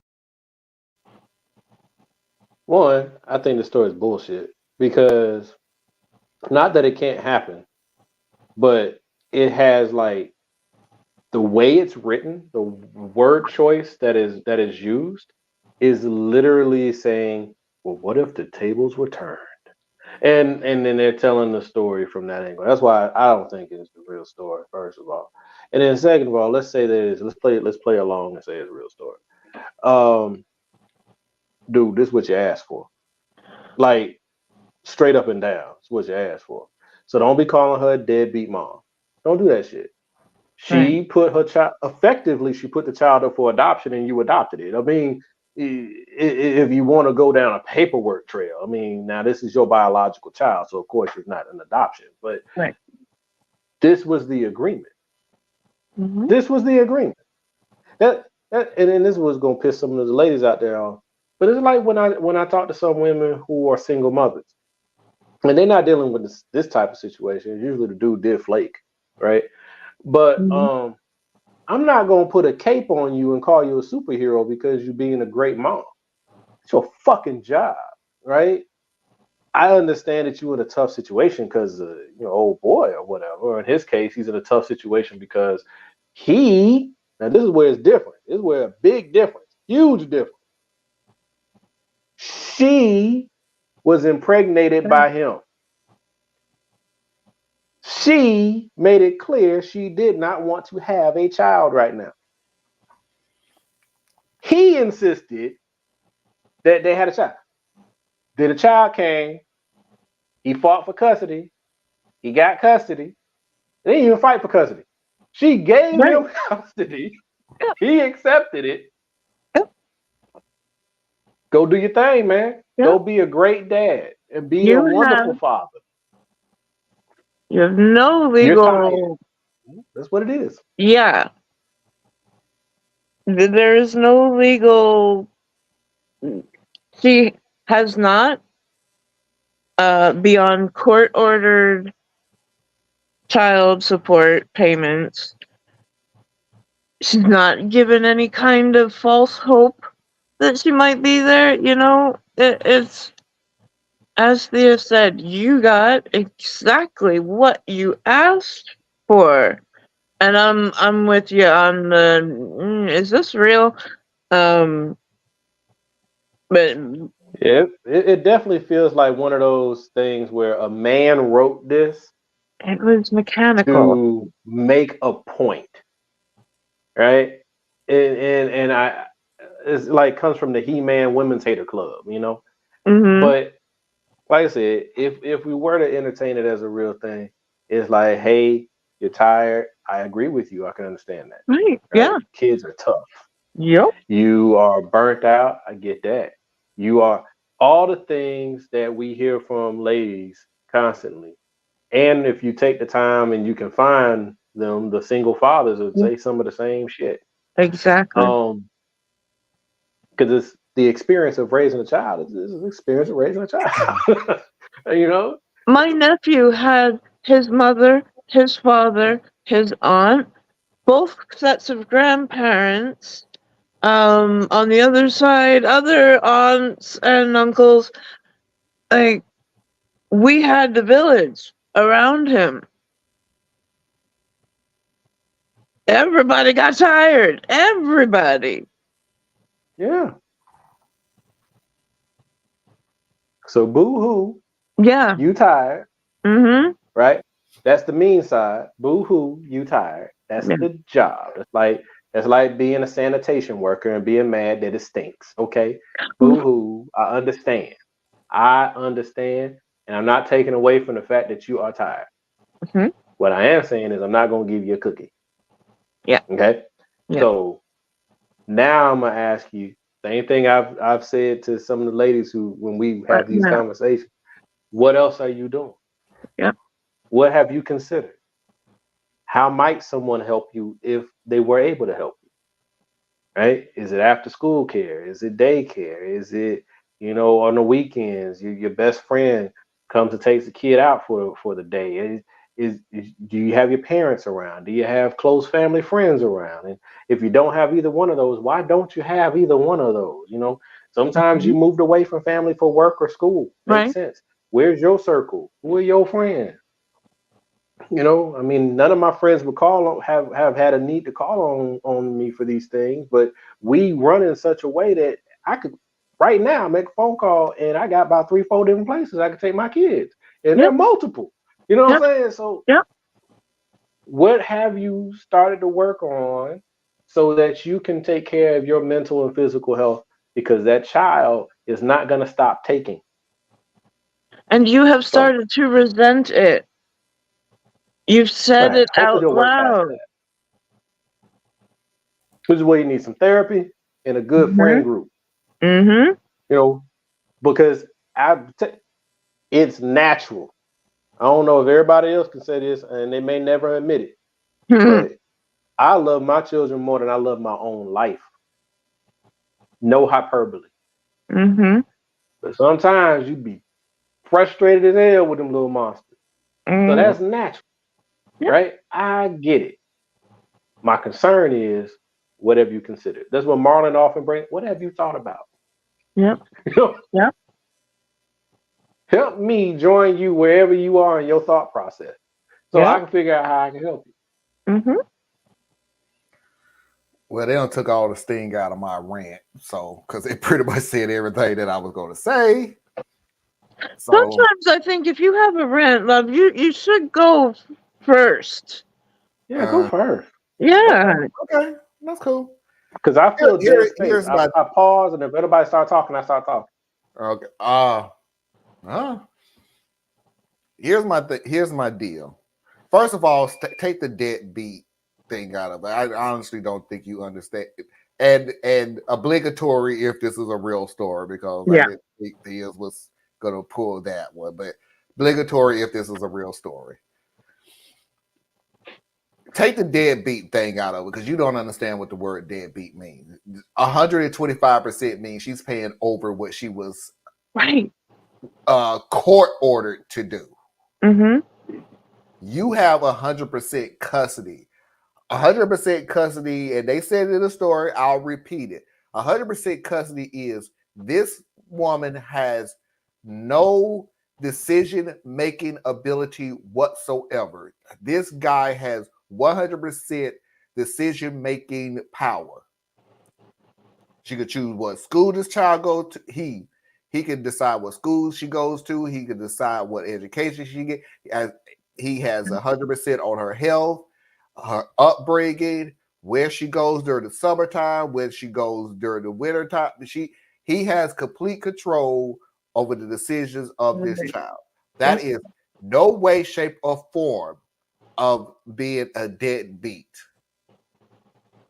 You have not a clue what deadbeat is if you realize that helping me take care of this child will stop you from being a deadbeat. Trust me, I see the opposite of it. I see men and women who help raise the child who don't pay shit. What is the They're not official definition of a deadbeat parent? Has no one who has no financial, who gives nothing in finance at all. Or Should very, be, but or at isn't. the very least, let me rephrase it, or at the very least, no or very little finance to the child. Okay. Not my definition. Huh? No, I was just saying, not my definition. Hmm? What would be your To me, definition? to me, a deadbeat dad or a deadbeat parent, whatever it might be, usually is a dad, but usually a deadbeat Okay, parent let me is someone who maybe I has the ability to engage and does not. So, because you can be an active parent and not have the financial resources to pay child support, right? Right. You just ain't got the money like that. Your money don't move like that. You know, you work non-standard jobs, or you work really low wage jobs, so all your money go into just fucking surviving. You're going to do the second You know part. what I'm saying? There was a second part of the Yeah. deadbeat thing. The second part is, it was the second. My second part, well, the first part was little or no financial acclimate to the child. The second part of it was, and no presence in the child's life, or very little. Like I said, I grew up. I grew up at a time when I really shouldn't have knew any of these things, but hey, it was just a part of my life. I had a guy who, at the time when we was 15, maybe 16 years old, and he was already up to 11 kids. And yeah, and he not paying child support. He would see the kids, and we joked about it, but now that I grow up, it probably wasn't a joke. It probably was absolutely true. He would see kids if he happens to be in the neighborhood. There was no schedule. There was definitely no taking the child with you. Okay. Like, that was never going to happen. That's a deadbeat. Yeah, that's a deadbeat. No, So, you're okay. not spending the weekend with daddy. Well, You're pretty not close coming to it. over to see. No, none of that's happening. I just came to see you because I just happened to be near this area. Yeah. Everything's down to your convenience. Yeah, that ain't cool. Okay. So yeah. that's But I was just saying, my the reason why I was definition pushing back of a little bit. deadbeat. Yeah. To add just a bit of layer to a deadbeat, though, that I've also seen, is everything I just told you, Anna, about what they do. But let's add another layer to it. Remember, I said that this OP has 100% control over the raising of this child. A deadbeat dad/mom do not like that, though. In other words, even though I'm not financially giving you anything, even though I'm not in this child's life on a constant level, you need to discuss with me everything that happens in this child's life. So, no, I'm not going to come see him, her. No, I'm not going to pay him, her anything to go to school, for instance. But yeah, you need to tell me what school they go to because I don't like that school. Yeah, you need to tell me what's going on in their health because I don't like their health. All the way down to, yeah, I don't even like the friends they hang around with. I don't like the friends you hang around with. So they're treating it as if we got 50-50 custody. You're deadbeat. Okay. To me, that's a bad parent. And to me, that's not even a parent. That's a controlling person. It is a controlling person, but you got controlling parents. You got controlling people who are parents. Yeah. I'm saying that's a bad parent, right? A deadbeat to me is absent. Like That's what I. Yeah, absent it's financially completely and absent. personally. You are absent. You're That's a an deadbeat because it's like you don't you You ain't even should got a be there, role. but you're You know what not. I'm saying? Yeah, Yeah, and you could be like you could be right. that's the Right. big piece right there. You could be right. Could be. You could be. You could pay But you're child not. support. You don't. You could be involved with your child. You're not. Deadbeat. Gotcha. You know, but Yeah. you occasionally popping up and whatever. Bad parent.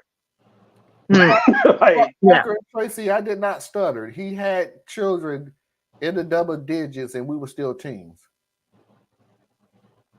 That's the one. it don't take long. There's a lot of women. That was It the one. don't take long and it don't take much. It just means nobody use no protection. Right. Yeah. As Theos has said before, you must think about your seed, your family, Your bloodline. treasure your bloodline. One fun party and a great weekend.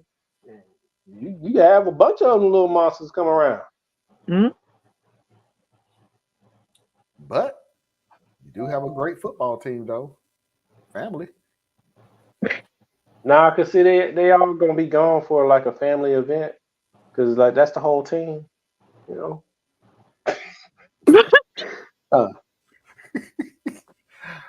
Foxy's videos of the week.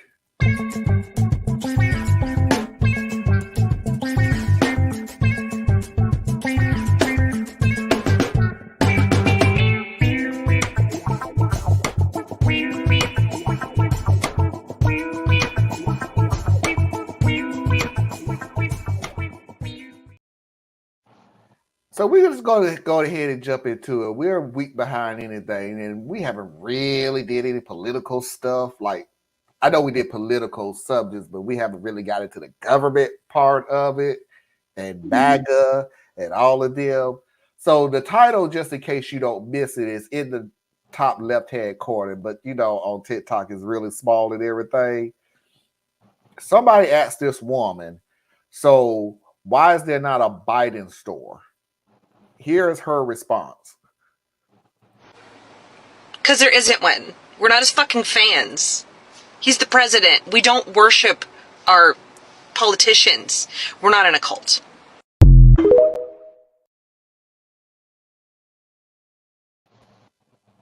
Man, who even asked that question? Do y'all understand? You have made politics a fucking reality TV show. You're going by ratings. You're going by likes and tweets and everything else that you could possibly get into other than policy. You okay over there? Yeah, I dropped something. Sorry. Go ahead and handle that, then. Go ahead. I got you. Go ahead. I was giving you a chance to go pick it up. I said I dropped something. It had already occurred.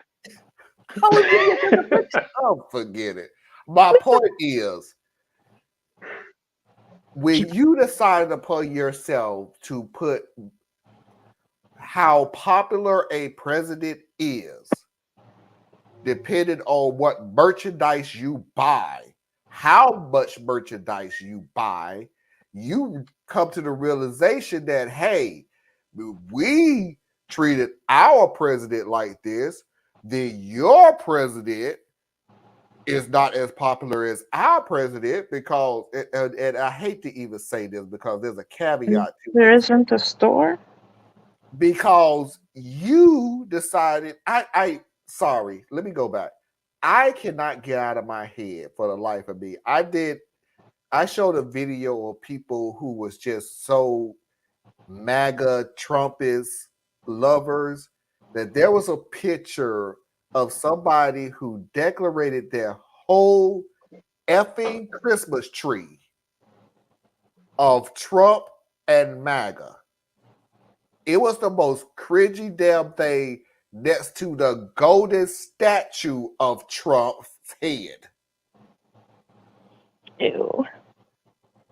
For you to ask the question, where's a Biden store, is you telling me there's a such thing as a Trump store.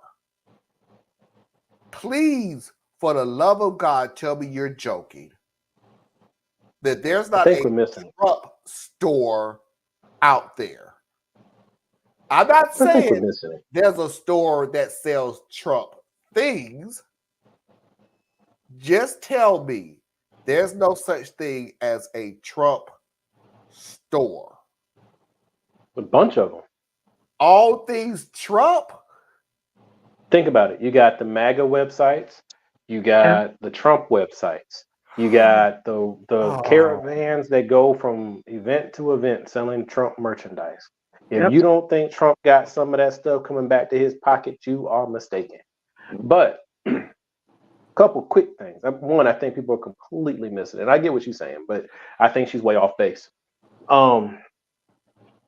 There is a Biden store because he's the president of the United States. So just go visit the White House and you can go to the gift store and you can buy some shit. And his campaign website, you can get shirts with Biden 2020, 24. Yeah. So there's a Biden store. Yeah. But the point she was making is like what the point Marlon was just making. So I get that. But here's why I'm saying people are really missing it. It seems it's not just about Trump. So this is, a cult of personality, as we oftentimes hear. Yeah. It's about what Trump represents. He's the strong man in a movement. So he's the face of the movement, like Ronald McDonald is the face of McDonald's. So you go to McDonald's and you buy shit because you wanted to buy something from McDonald's because it's cheap, it's easy, it's convenient, it brings back nostalgia, whatever these various reasons why you go to McDonald's. But when you go to McDonald's, you get something that has Ronald's face on it. That's what that part kind of is, right? So branding, when we attack the other side for that, it's like we're missing the point. A lot of what motivates the people on the quote unquote right is how much it annoys the people on the left. So having the Trump store annoys people on the left. So we'll have a Trump store. Having whatever they say or do on a regular basis, it's all about like owning the libs and all that. Yeah. That's part of what keeps them going. We on the left are more obsessed with those things than they are. Because see, they're tied into a movement. They are tied into imagery, they're tied into symbolism, they're tied into identity, they're tied into fear of losing power, fear of losing privilege, fear of losing economic opportunity, fear of no longer being the number one. We don't even know what number we would be. All of that stuff is what drives these people. It ain't Trump's store. Ain't shit got to do with that. Trump is just a representative thing, right? Why do people go and buy crosses and buy more Bibles than they can read and watch the Christian broadcast network and do all that stuff? Though it is They don't partly need about all of that. Trump. Huh? It is partly about Trump. It is partly about Trump, but he's just he's the I get what you're embodiment saying. of the symbol that they can rally behind. But he's a symbol. Right. Like this movement is a while ago, I think it got past Trump, but it's truly past Trump now. They're going to be working on how do they transition out from underneath Trump as we speak. But so long as Trump is still in the lane, they'll follow him. But they're not as energetic about Trump as they were a year ago. No. No, they're not. Right? No. So now Trump can fall off and they will shift to Trump Jr.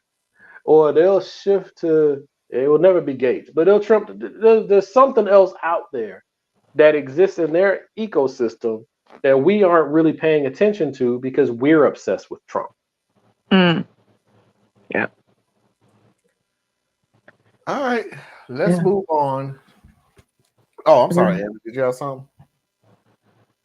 It's just that that very basic thought that we are obsessed. I know people who they cannot put CNN down, MSNBC down. They feel like they must be. And don't get me wrong, I do believe that you should be up to date on what is happening with the trial. Do you need to know every single detail?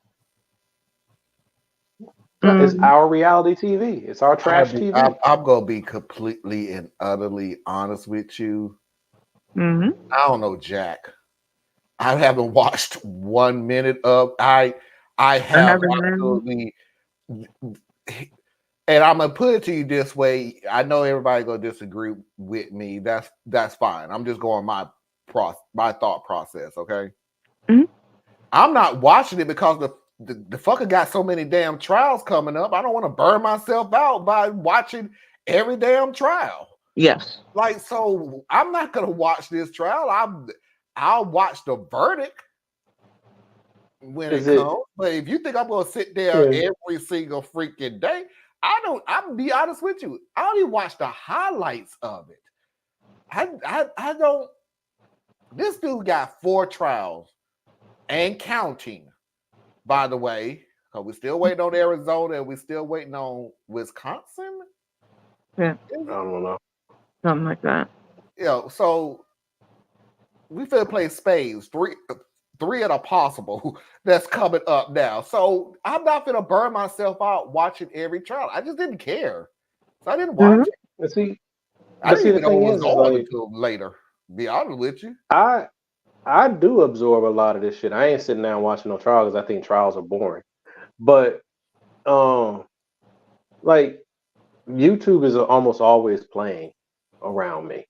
So like when I'm playing video games, I got a YouTube video playing. When I watch YouTube and I don't even really watch no other TV for the most part.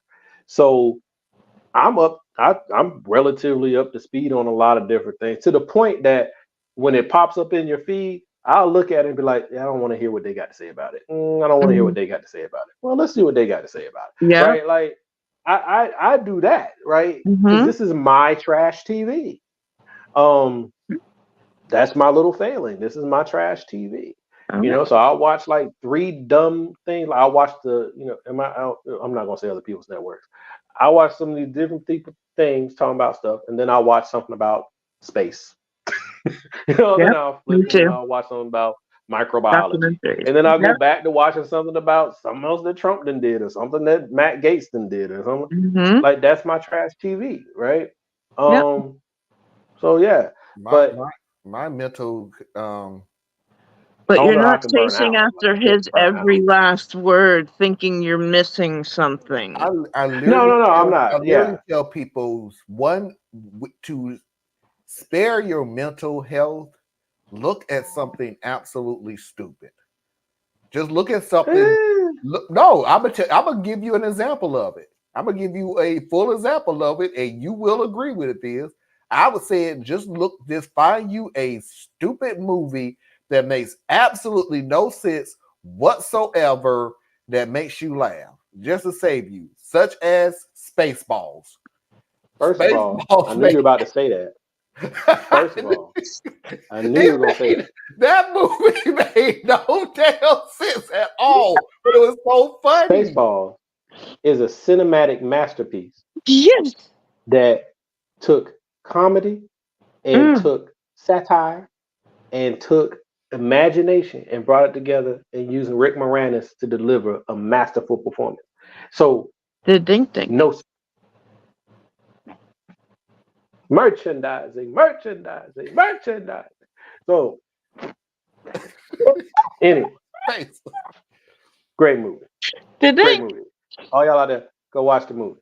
Go watch it. Spaceballs is a good movie. I'm not gonna tell you. I'm not gonna say it wasn't. It was a very, very good.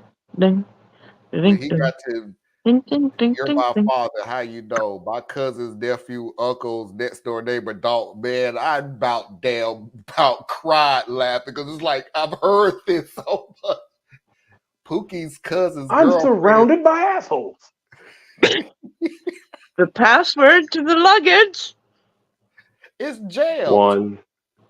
1, One. 2. I'm sorry. Raspberry.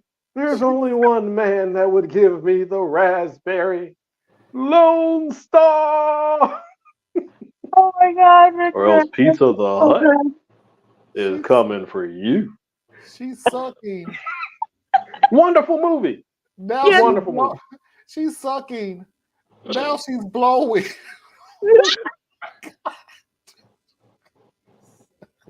Suck. Yeah.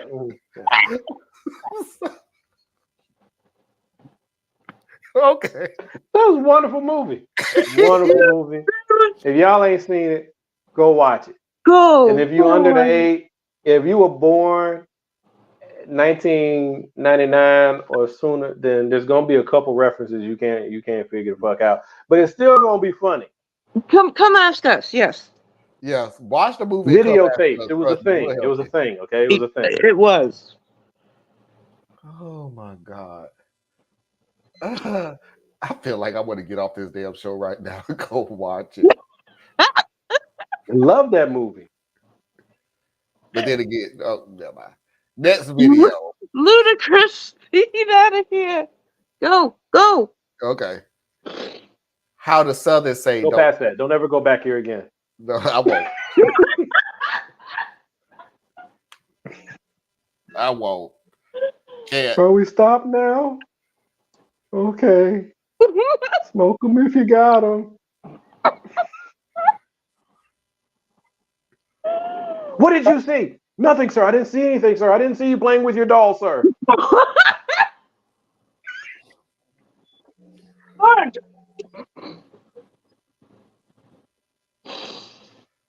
I see your Schwartz. It's as big as mine. I haven't seen it in a while. I obviously need to see it.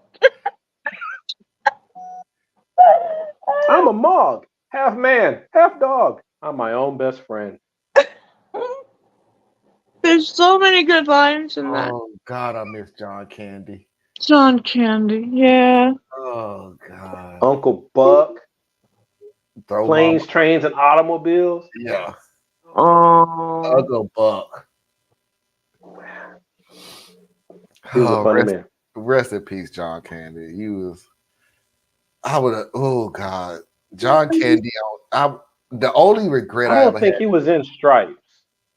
Because that was James Belushi, or was it James or John? I don't know the two Belushi. He was in Stripes. He was John Oh, Booth. okay. He was Candy. Camp Candy. Oh, I love that show. That was my cartoon. I used to love that I cartoon. didn't like that cartoon. I didn't like that cartoon. I love goofy stuff like that when I was a kid. That was my stuff right there. Anyway, let's get to the next video before we be up here all night. God, I have made the decision that I'm going to watch Spaceballs tomorrow. Anyway, how we say don't touch anything in the South. In Egypt, we don't say don't touch that. We say, oh, that's so nice and gentle. Here in the South, we look at our kids and go, eh. Eh.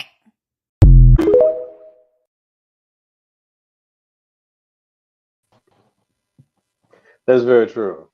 It's very true. You make a now- buzzing noise? You just go, Now that's when they're little. If you train them right, you ain't got to make a sound no more. They're always waiting, and that's all you need. Just look. Yeah, they know what to do.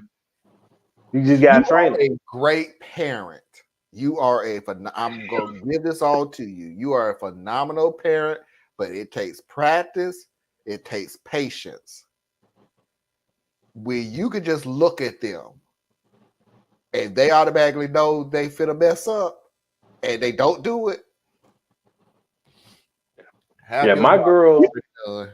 Have your job. they can tell by what type of look they getting how serious this moment is.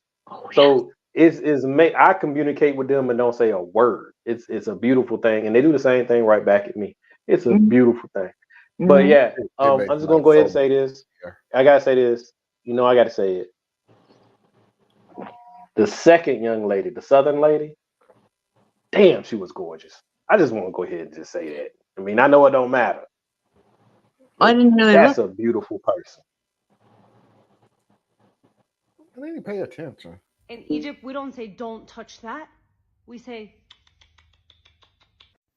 Oh, that's so nice and gentle. Here in the South, we look at our kids and go, ah, ah. Like her face is perfectly symmetrical. I see what you say. Her eyes It's are very expressive. excellent bone structures. Mm. And that smile was gorgeous. Beautiful smile. Agree. Hey Parker, the Niners are wiping the floor clean with the Cowboys. I'm not gonna lie to you. I've been dipping in and out of the game, and they are beating their ass. 41-10. I mean, it's the Cowboys. It's the Cowboys. Come on. 41-10? It's the Cowboys. They're 3-1. Well, not anymore. It's the Cowboys. They ain't had a real good season since we had VHS. Ding, ding. God, oh, and also, what was the other comment? Tracy, but Blazing Saddles is funnier. Blazing Saddles. Blazing Saddles like, was funny. I don't think it's funnier than this. Yeah, I don't think it was funnier because there's too many racial jokes. Yeah. But I like where he was going because it was a funny movie, but it's one that like I've only watched twice in my life. Now I've watched the first part of it a few times because I like Miss LaRue, but I just can't sit there and watch that movie. It's just I get annoyed before it's over. Still alive? Who? Madeline Klein. I don't know. I would be willing to bet most of those people are dead, except for some reason he ain't going nowhere. That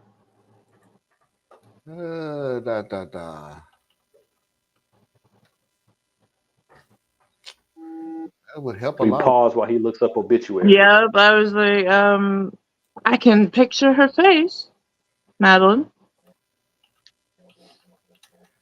The girl, the lady that you was talking about this whole time, the reason that you watched Blazing Saddles, that's Madeline Klein. She was literally all. No, I get it. She was all in Mel Brooks movies. Blazing Saddles. He was Frankenstein.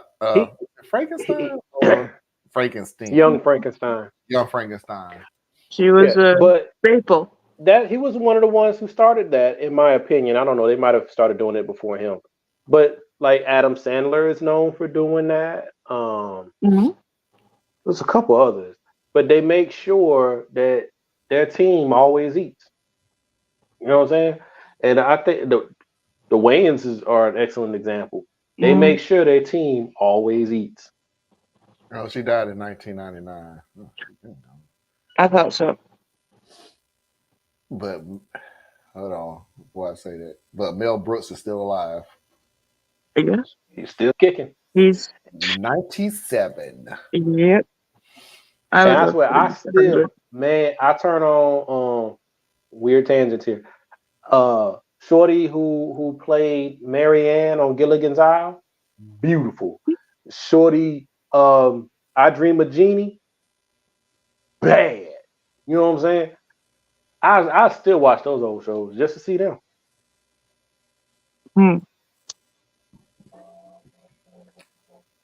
I Dream of Jeannie, I'll give it to you, but Mary Ann? Honestly, I'm gonna be totally honest with you. That whole debate about Mary Ann or Ginger, they were both okay. And I like, okay, y'all want to argue it, go ahead. There's no feature that's like woo wee, but Well, I'm not gonna pit them against each other because I just don't think that that's the appropriate thing to do. Is pit one woman against another woman. I'm just saying that No, Marianne I'm was not even just saying that. amazing. I literally looked at both of them and went, both of them is all right. Like there is not something that's just like, ooh, I gotta watch Gilligan's Island, because there's some people who watch Gilligan's Island for, or watch this show for, because I get you what you say about I Dream of Jeannie. That was a very beautiful woman. It Gilligan's was a Island was funny not ass show for me. too. It was like they all right, but jeez, it was like, yeah, okay. Parker, who always come with super random. Marlon, this is a super random, but you want to laugh. But if you want to laugh, you have to see the Fastlane press conference where Cody and Jay answer questions. They are drunk, and it is so hilarious. Okay, I need to go back and watch that. It's a wrestling thing. Don't worry about it. But I have no idea what that is. What made it so bad is last night I had a premiere come on, and me and Parker was on the premiere talking about wrestling because the wrestling was on at the time, and Afro was on last night. So she was like, I'm pretty sure she was like, I just want to get out this conversation. I have no idea what's going on, and I don't care. Mom has no friends.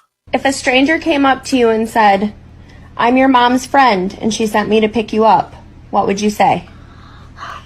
You're a liar because my mom doesn't have any friends.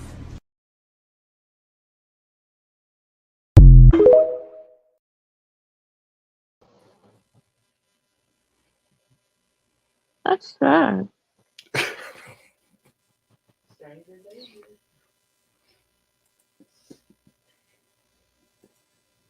That's just sad. Damn.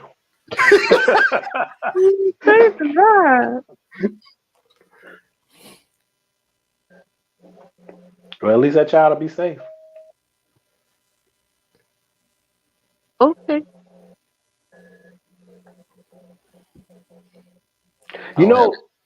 Now to make this funny thing serious, a lot of people do not have any friends, and that is awful. Yeah. There's a lot of lonely people out there. Mm-hmm. What did Foxy say? Adults shouldn't have a lot of friends, though. No, you should be whittling them down, but you should have some. But you have a circle of friends. You being more selective. There's certain things about being. There's nothing wrong with having friends, but you also have to put in an acquaintances. Like I have no problem hanging with you, but we ain't buddy. Yeah. But that's our personality types. And then there's some people who literally have a bunch of friends. Like they got about like 10, 12 actual friends. I don't understand that. That's not how my brain works. No. My wavelengths ain't that long. But they out there. So it's like me who hovers around that 4, 5, 6 type of thing. And you got some people who got like a Rolodex full of friends. And then you got Rolodex, for those of you who are under the age of 30, was a device that we used to actually write down information and file it in this little thing that we could kind of spin and read. It's a whole thing. Look it up. But then there's a lot of people who just ain't got no friends. And that's kind of unfortunate, unless that's just what they need in life. But that's kind of rough. What Foxy was saying was, once you have a family, an established family, is you shouldn't have a lot of friends because I don't know now. I don't understand. According to what? Agree with you shouldn't have, but I do agree with. But once you have a child, you need to be a little more strict on your rules and regulations of what a friend is.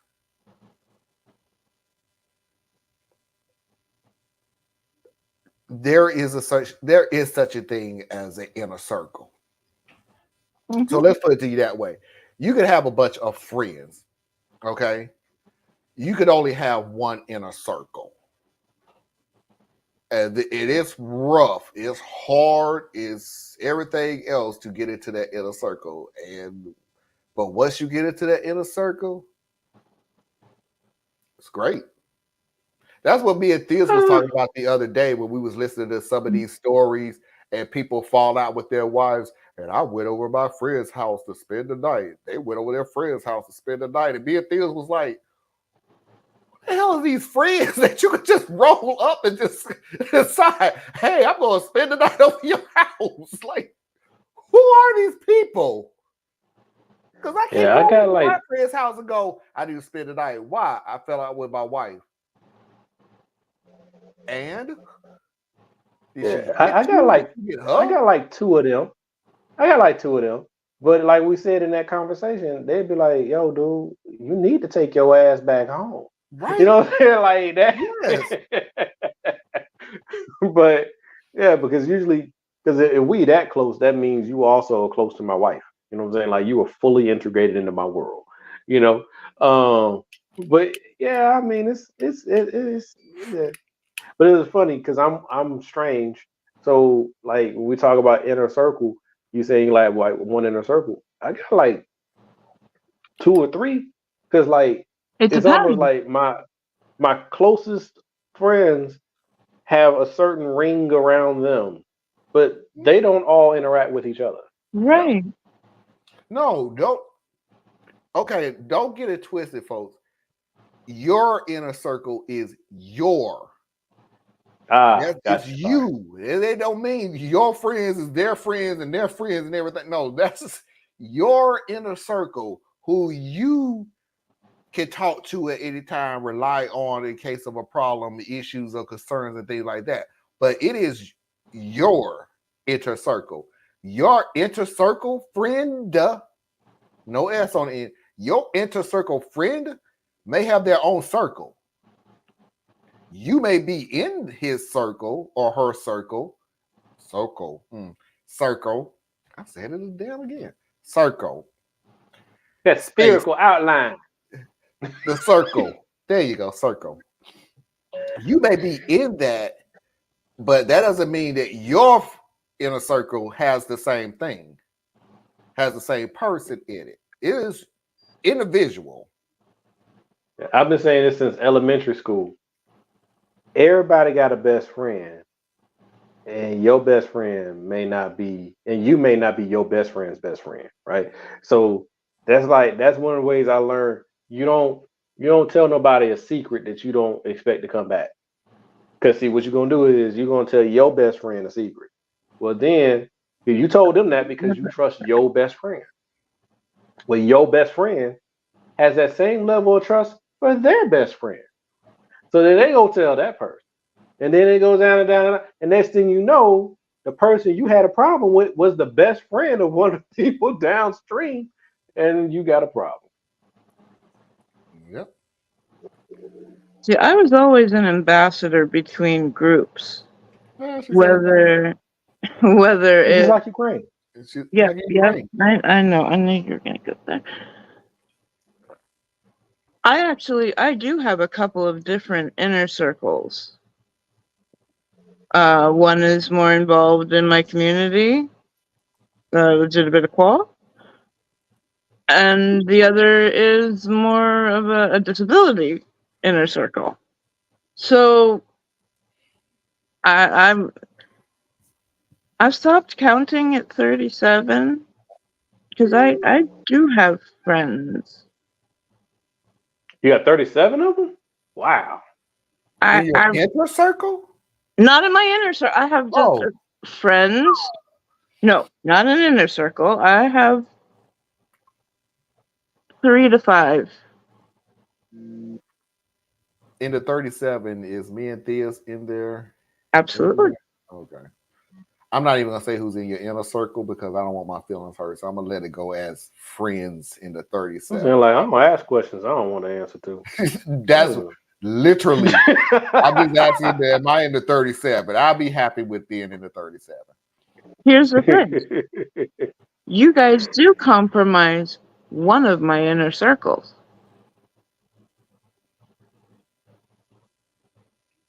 That doesn't help. That doesn't.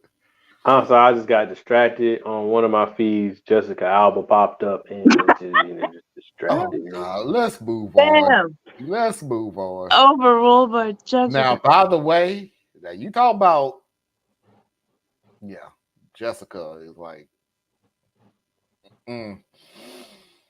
Y'all seen Jessica Biel? Jessica Biel. Ben Affleck, Jessica Biel was like, whoa. This version of Jessica Biel is like normal white lady going to the store. I can't picture. It's interesting. who was the one that did the spy movie? I mean, not the spy movie, the spy TV. Was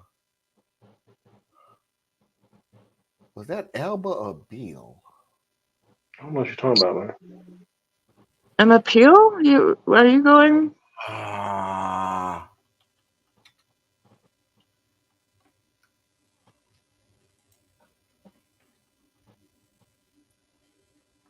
An appeal was absolutely gorgeous and did her thing. Okay, it must have been Jessica Biel, because Jessica Alba was the one that did the movies.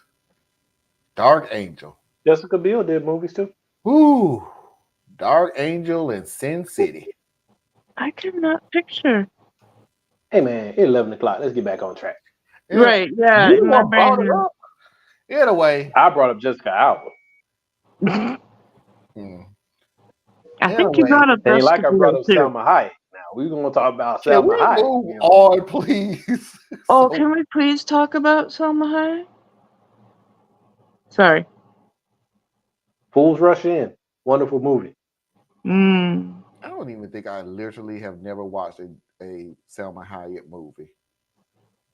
Ain't that many to choose, so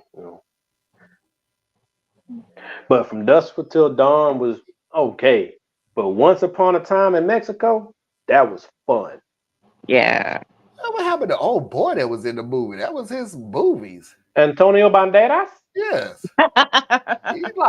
He did a lot of great stuff. He did a lot the of movie when he did Zorro. Yo, he killed that role. Right. He killed that role. He ate that role up. And, and then he did Assassins with Sylvester Stallone. That was a pretty good one too. I enjoyed that one. I didn't see that one. I don't remember that one. Anyway, corny Christian joke. Christian joke of the day. If Mary was Jesus' mother and Jesus was the Lamb of God, then would that mean that Mary had a little lamb? Soldier Boy, tell.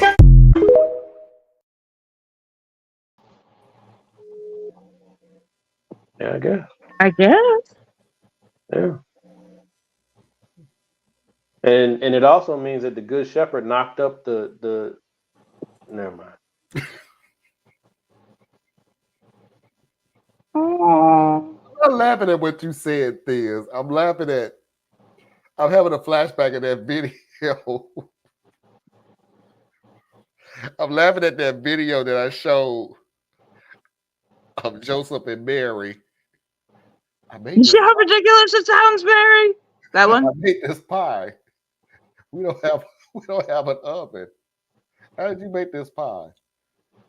God gave it to You see how that sounds? You see how that sounds, Mary? That was great. It was a great video. Oh, God. One last one, controversial, giving it to Thiz because he's the historian of the group. So I don't know how true it is, so I'm leaving it to Thiz. The picture of Jesus. Have a problem when they changed Jesus' skin color in the original story, so why are you up in arms about it this time? Oh, something that I know. So let's talk about when they changed Jesus' skin color from looking like he was from the Middle East to looking like he was from Europe. So you know Michelangelo, the guy who painted the Sistine Chapel? Well, he had a picture of a white guy up on his wall. And when the Pope came into his room and asked, "Hey, who is that?"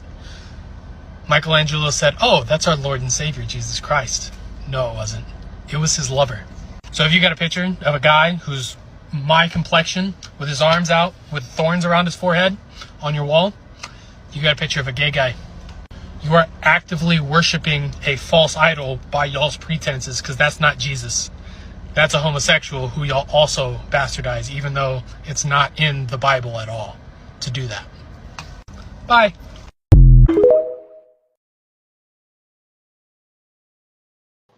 They just let people say any old damn thing now, don't they? What? To my understanding, and I could be mistaken, Michelangelo chose like his nephew or something like that as the model that he then represented for Jesus. It was just he was a beautiful person, and that's what he chose, and he drew him, whatever. That's my understanding. To cast a dispersion of someone being homosexual, I don't know. Hell, homosexual is pretty common in religion anyway, because Christianity, Islam, all of them fetishize youth and vitality, and they would oftentimes abuse little boys uh, in according to their ritualistic practices, which is why it's not that foreign when you hear about what the Catholic Church was doing, because they do that shit. It has been passed down from antiquity. In fact, when we were overseas, not we, I mean, but when our soldiers were overseas, they used to have a lot of issues with the different culture and customs over there, because sometimes high-ranking officials over there would have little boys that they would have in their service for such reasons. So a lot of our troops were offended because that's very disgusting to us, right? So you start getting into religion as far as religion's sake, you find some really dark shit, because it always comes down to power. That's the problem with humanity, period, is that we are obsessed with power. And then when you're obsessed with power, you take advantage of those who are vulnerable. So that's women and children. There you go. But that part, so like the whole thing with that was and he was saying it's not even in the Bible where they attack homosexual. Yes, they do, because they're blaming Sodom and Gomorrah with respects to part of that story. Because when the strangers came into Sodom and Gomorrah, whatever the fuck their place was, they came, and in order to protect the strangers from the village, he offered his daughters, because the villagers wanted the men. And there's a whole shit storm that comes out of all that. So people don't like what they find to be, the word I use, icky. And but fun is icky. Seeing two men kiss and show affection towards each other is icky. So people demonize it, and then they will go find a reference in a text to then hide behind, distort, or warp to reinforce really what it is their reaction to something that does not feel right to them. So that's where the obsession with homosexuality comes. Homosexuality been with mankind since mankind been around. So, but yeah, I don't think that his dissertation had much in the way of historical reference, but he was making a point, and his point, I think, is well served. No. Thank you very much, because I knew nothing about this, and I knew this is the historian of it. Now, I ain't no historian, man. I'm just a nerd who reads too gosh darn much. But works for me. But nah, I just people get upset about the raw. While we on this little subject, it's so disappointing. How we gravitate to small things so that we don't have to contend with big things. Right? We trying to build the Black community and restore and strengthen and protect and guide and promote the community. And what are some of the things that we constantly have to fight against? If you're mixed, does that make you Black? Are you Black enough? if you're gay or trans, are you going to be considered part of the black community? Like that shit is always just lurking in the background. Or if it's a woman, can I take direction from a woman? It's all these things are just lurking out there, and that's just when we talking about within the black community, because that's where I'm most focused and concerned about. We doing it with other things too. Instead of worrying about how we take care of getting people medical care and making sure that women have the full autonomy and the same level of rights, whether they choose to exercise them or not is irrelevant. They should have their rights should be the same as mine, right? Just because of their gender, it should have zero impact on their rights, you know. But what do we end up doing? Instead of actually fighting about their autonomy and their rights, we start fighting about religion, we start fighting about trans, we start fighting about any old random shit. You worried about transgender people when really you're not upset with transgender, you're upset with transsexual. But you don't understand where you mad at. And you don't even got no damn reason to be mad at them, because they ain't got shit to do with you. Like, you using, I think, I don't know, making this number up, but across the country, transgender or transsexual youth, I know there's two different things, but for most people, they see it the same thing. Yeah. Transgender and transsexual people, right? Post-op, pre-op, whatever you want to say. Mm-hmm. And you sit there and say that they're ruining women's sports and they're ruining children's sports. And I'm like, you couldn't find 5 if you had to. Mm-hmm. There's only maybe 1,200 of them across the whole fucking country. How are you upset about such a small group? They can't hurt you, and they don't want to. They just want to live their life, you know. Yeah. Or we'll shift to the border, and we'll be mad at people coming across the border. But when you look at why they coming, you know that they were in danger, they're hungry, they're just seeking opportunity. They want the best for yourself their have never been children. harmed, right? You yourself have never been harmed by a Latino for any reason. You can't even think of a family member that's been harmed by a Latino for any reason. And then you go deeper, you sure enough ain't gonna be able to find one, except for the ones who, whatever, who can, and those weird exceptions that are illegal and cause you a problem.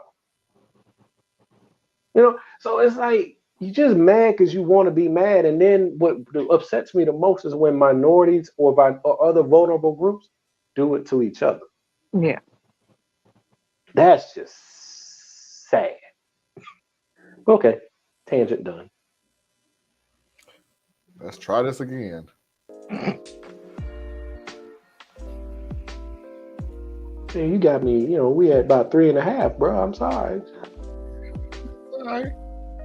You've had plenty. We don't have a break and everything. We straight to go. Anna, tell everybody where they can find you. When I'm not here, I am at borreliaetc.com, which you can see right underneath my picture. I'm also on YouTube. I'm also on Instagram. Same name, Borrelia, etc. Diaz? Man, I really would like to stop lying to you folks. I've been saying I'm gonna start recording again. I just don't think I fucking want to. Like, I think about it all the time. So really, just tune in to Marlon Show. That's where you probably find me, because I just. How is the project going?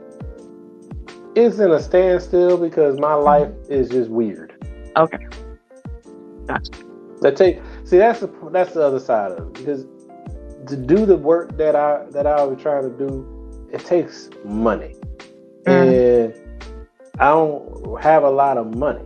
So when I'm tight on extra money, I can't do the things I want to do, because a lot of people ain't trying to help like that. You know what I'm saying? And all that, and any money I do take in, I got to pay taxes on that shit. So I'm at a pause. You know, we did get the stuff for the school. That's great. That's done. But that's why I shut down Patreon. I shut down everything. I ain't taking in no more money because I can't focus to do the next thing. Yeah. Okay. Just keep pushing on, brother. Just keep pushing on. It's just that much sweeter at the other end. Yeah. Before I even get to the final stages of it, I just want to remind everybody to tune in next Saturday. Saturday Night Vibe is returning, aka the Anna Hart Show. It will be her show. I will contribute as much knowledge as I can on the subject, but I'm not going to be the arrogant, self-centered, I'm the leader, so I'm just going to throw some random crap out there that I know damn well I have no idea what I'm talking about. This is going to be Anna's.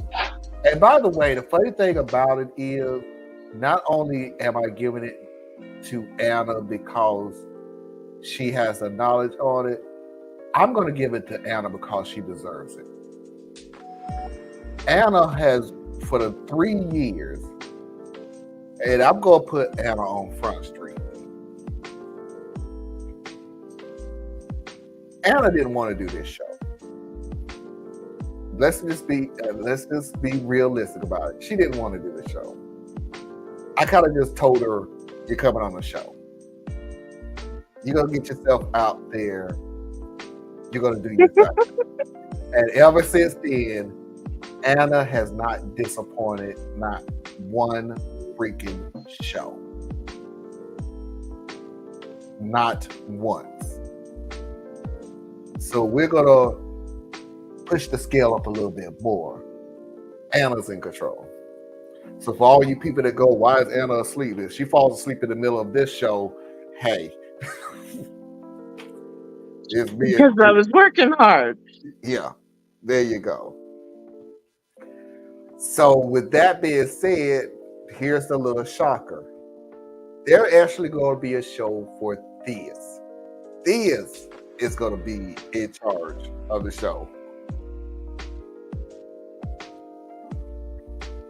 And I'm busy that night. Yeah, I'll give it the night is. And I'm going to tell you why. Because of what Theus says. Theus doesn't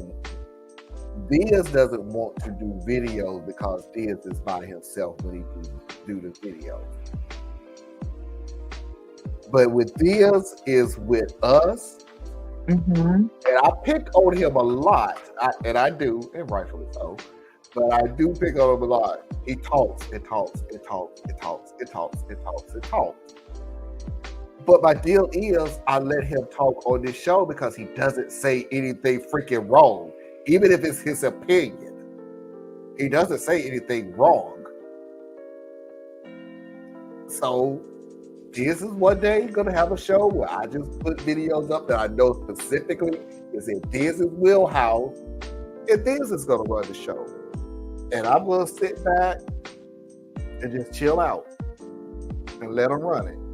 So that's what we're going to be going through for the next, I don't know, the next month, the next couple of months, and everything else.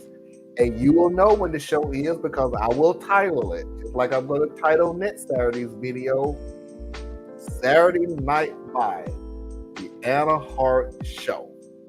So you'll know when Theus is time up when I do Radical Truth to Power because Theus is more political than Saturday Night Vibe. So Radical Truth to Power, Theus Show. I'm busy that day. I got a thing. That you have no idea what it is, the thing? It's a thing, though. This is the thing. Woo! Karen Parsons just popped up on my feed. Ladies and gentlemen, boys and girls, children of all ages, non-conforming individuals, and of course, I'm assuming you're LGBTQ. That is our show for tonight. I appreciate Anna. I appreciate Theus. And until next time, we will see you when we see you. Peace. Now, hopefully, Donald Trump will become the Speaker of the House. And then that way, when he becomes the president, he will also be the Speaker